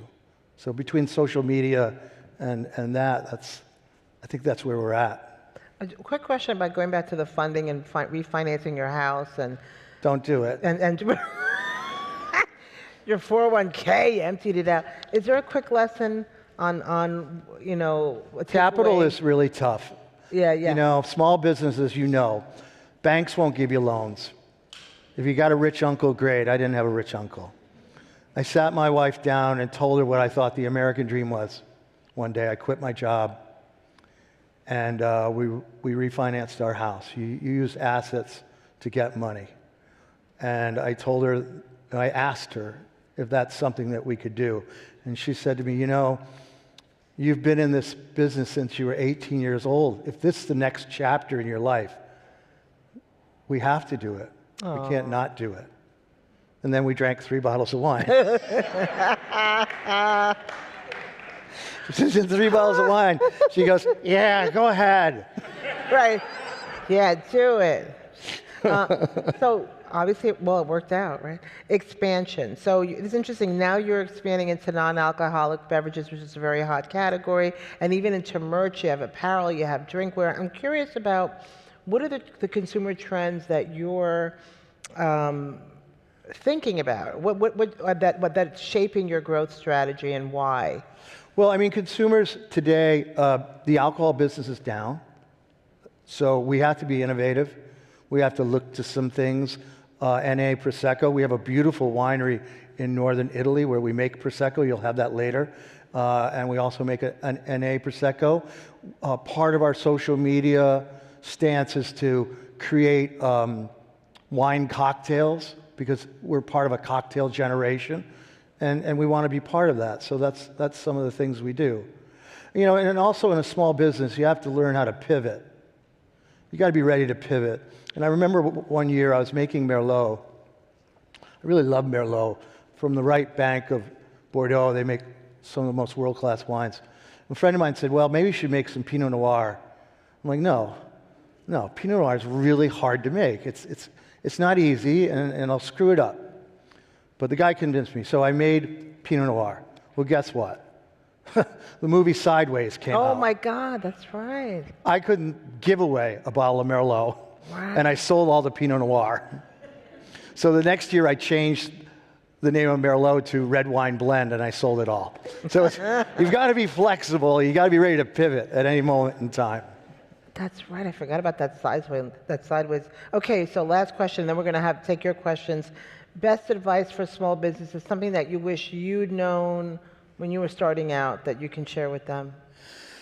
Understanding finance was the most difficult thing. I did not have a financial background. I was an art student. So I wound up becoming president of this big wine company, and I immediately went to the library and got the Harvard Business School of Finance so I could understand what accountants were saying, because I didn't know the language.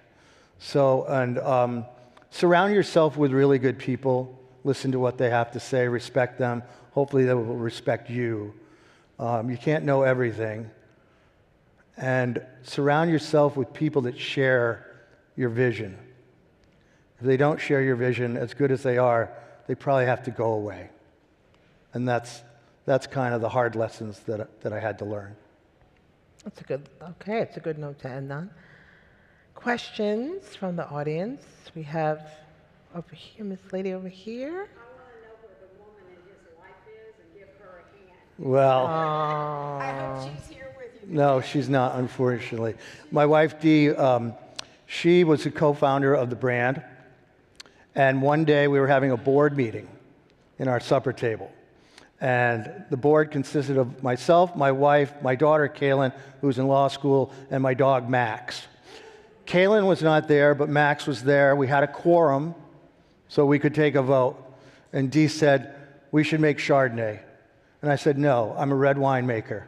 And she said, no, I'm president of the company. And the dog moved over to her. So I made Chardonnay, and a year later, it got the highest rating of any wine I made. Oh. And for the rest of the time, I heard, I told you so. Oh. Yes. Yes, sir. Thank you and congratulations. The question I have for you, if there is one thing you would really do over again in your career, what would that be? Do over in my career? I probably wouldn't do anything differently. One of the things that I want to emphasize before we get too far along is, if you look around this room, all of you embody the American dream.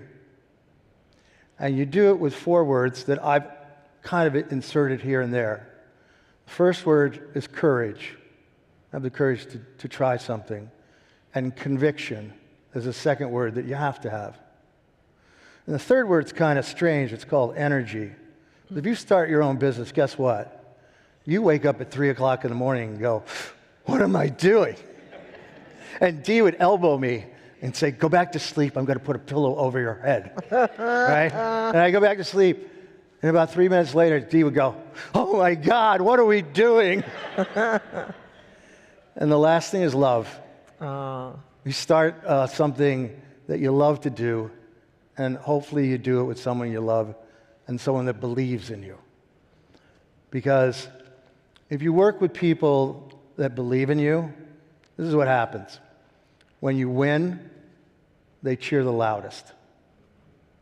When you face adversity, they stand beside you. And when you fail, which you will, they'll be there to pick you up, and then you'll have the will to go on. That's my recipe. That's amazing. Can I ask a question about what do you consider a failure that you bounced back from?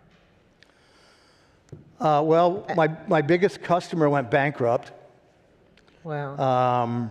I was in debt over $1 million, and that's when that's when the supper table had a lot of tears. Mm-hmm. And I just had to figure out how to fix it. And how I fixed it was I was making wine in Napa Valley under my own name, under Joseph Carr, and Josh came along. And I went and cashed in my 401k, $70,450.25. And it took a year to produce Josh Sellers. And that was the pivotal moment. My wife didn't talk to me for about a week after that. But here we are today. We're America's #1 premium brand, over 7 million cases. And that is an American dream that is amazing. I have one other question, unless somebody else has a. How do you measure success? And what's important How has that changed? What's important to note about measuring success that this audience would benefit from? Well, whatever you're doing, we always, when we launch a new wine, we always say, can we be best in class? So quality, whether it's a product or satisfaction if it's a service, that's what you have to ask yourself every day. Have I achieved that? And you got to be true to yourself. You have to look at yourself in the mirror and say, well, that Cabernet didn't come out too well. What are we going to do about it? I never had that problem because I knew a lot about Cabernet Sauvignon. But yeah, you got to do your gut check. You got to self-examine what you're doing and keep going back to that. And be positive. Be positive in everything you do. I mean, nobody wants to hear you complain about, the taxes or this and that. You got to have an answer. You got to have a solution. Some people think, oh, the glass is half empty or half full. Well, my glass is half full, and I want the other half of it to be full, like right now. So that's how I look at it. Yes. Hi, I want to ask about first start of the Josh to becoming a Josh Premium company. What is your governance? How is your governance, company governance is evolving? And as a leader, what did you learn from it? I'm not quite sure how to answer that. It's such a competitive business. And when I partnered with the Deutsch family, they came in. They're a family-owned company, just like me. And we sat down at the table, and they were talking about the future. And they said something. And I couldn't believe what they said, that they would take it to this place. And I said to myself, well, I'm not the only crazy person in the room, because they are definitely nuts. And they made me a promise, and they kept it. They kept that promise. And we worked together, and that's a big part of the success. I don't know if that answered your question or not. That was 2011. Was that 2011. Yeah.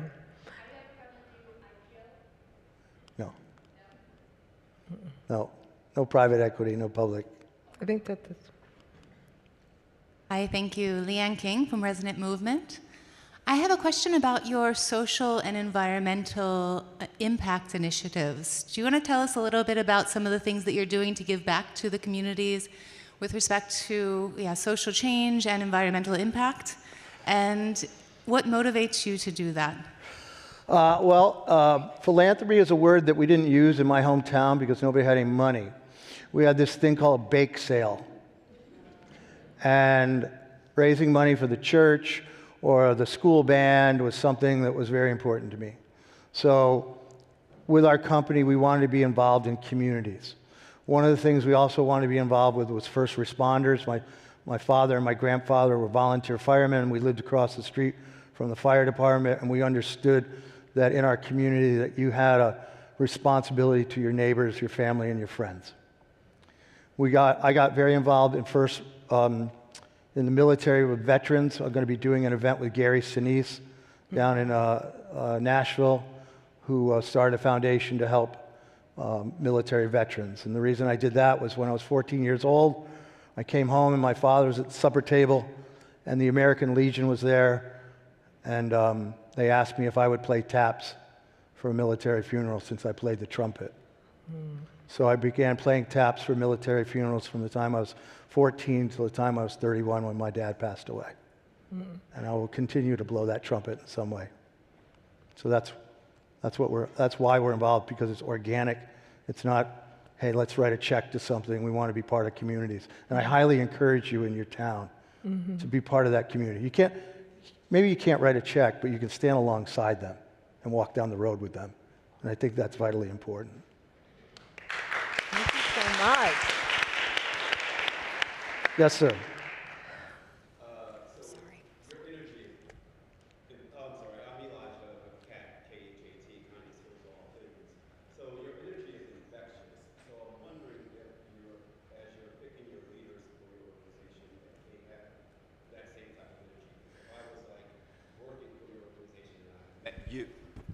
And I met you with your energy, and then like my director or whoever didn't have that level of energy, I would kind of feel a little bit cheated because, as you said, energy is infectious and something that helps drive your organization or organizations, I feel, as well. So how do you pick your leaders?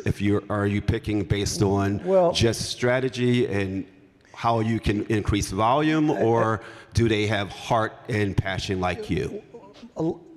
99% of them have that passion.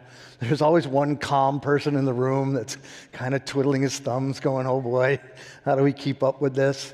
But the Deutsch family, they have an amazing group of people in both the marketing and sales. And you know, we're talking about wine.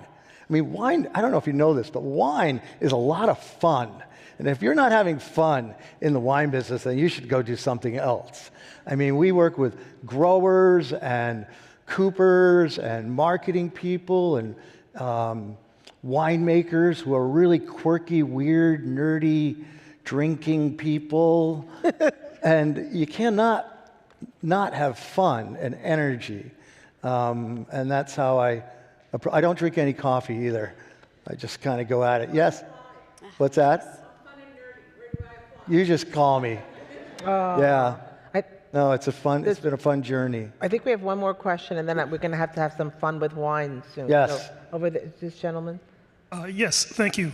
My name's Christian with the Catholic Group, and as a family-owned and family-oriented company, do you run into any particular difficulties having relatives in the decision-making process? Not my relatives. My relatives are lumberjacks. No, so my daughter is a lawyer. She actually left law and works for has her own nonprofit in animal welfare. So she was not going to be the succession plan. The succession plan was the Deutsch family, who I met, and they are now 1, 2, 3, almost 4 generations of planning and taking this to the next level. So no, we haven't had that. It was hard, I will tell you that, to kind of hand the reins over to another family. But the brand and what we set out to do was so important to us that we realized that they were the right partner to take it to the next level. It's like giving up your kid, but it worked out great, and now I feel very much like a member of the Deutsch family, and vice versa. So I lied. One more question. You said, Maureen. Hello, Mr. Carr. My name is Brandy Robinson. I'm an Air Force veteran who also used to be stationed in Northern Italy, and I'm also an avid customer of Josh Wine. Thank you. I recently transitioned into full-time as a fine artist, and I own a company called Murray Art Collective. And I would like to just first thank you, because having paint and tips with Josh Wine is very enjoyable, especially being a creative. But I have to ask if there's any future possibility that you would offer any opportunities for fine artists to do limited edition covers for any of the wine bottles. You know, we're always looking at innovation and new label designs. The Josh label design, I used a very famous artist for, and her name was Jean Carr, who's my mom, because I couldn't afford an artist. That's her. And that's her handwriting. She practiced calligraphy, and she wrote my father's name on a piece of paper.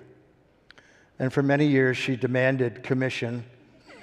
And I would give her wine. She said, "I need a case of wine." I'm like, "Mom, you don't drink. What are you doing with it?" "I'm giving it to my friends." But yeah, so artists. You know, I have an art background too, so yeah, finding emerging artists and seeing where they come in would be wonderful. Yeah. Good luck. Thank you for your service. Thank you, everybody. Thanks. Please let's show thank you to Joseph. Thank you very much.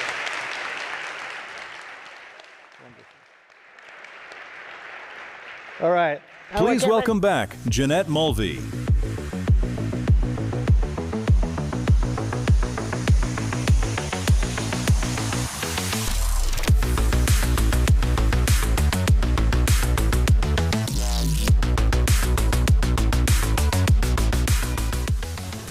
Okay, so it's 4:30 and I am the only thing standing between you and wine, so I am going to make this very quick. I want to say thank you to all of you for being here. Thank you to everybody watching at home. Thank you to our sponsors, and thank you to our guests. They were all really, really good.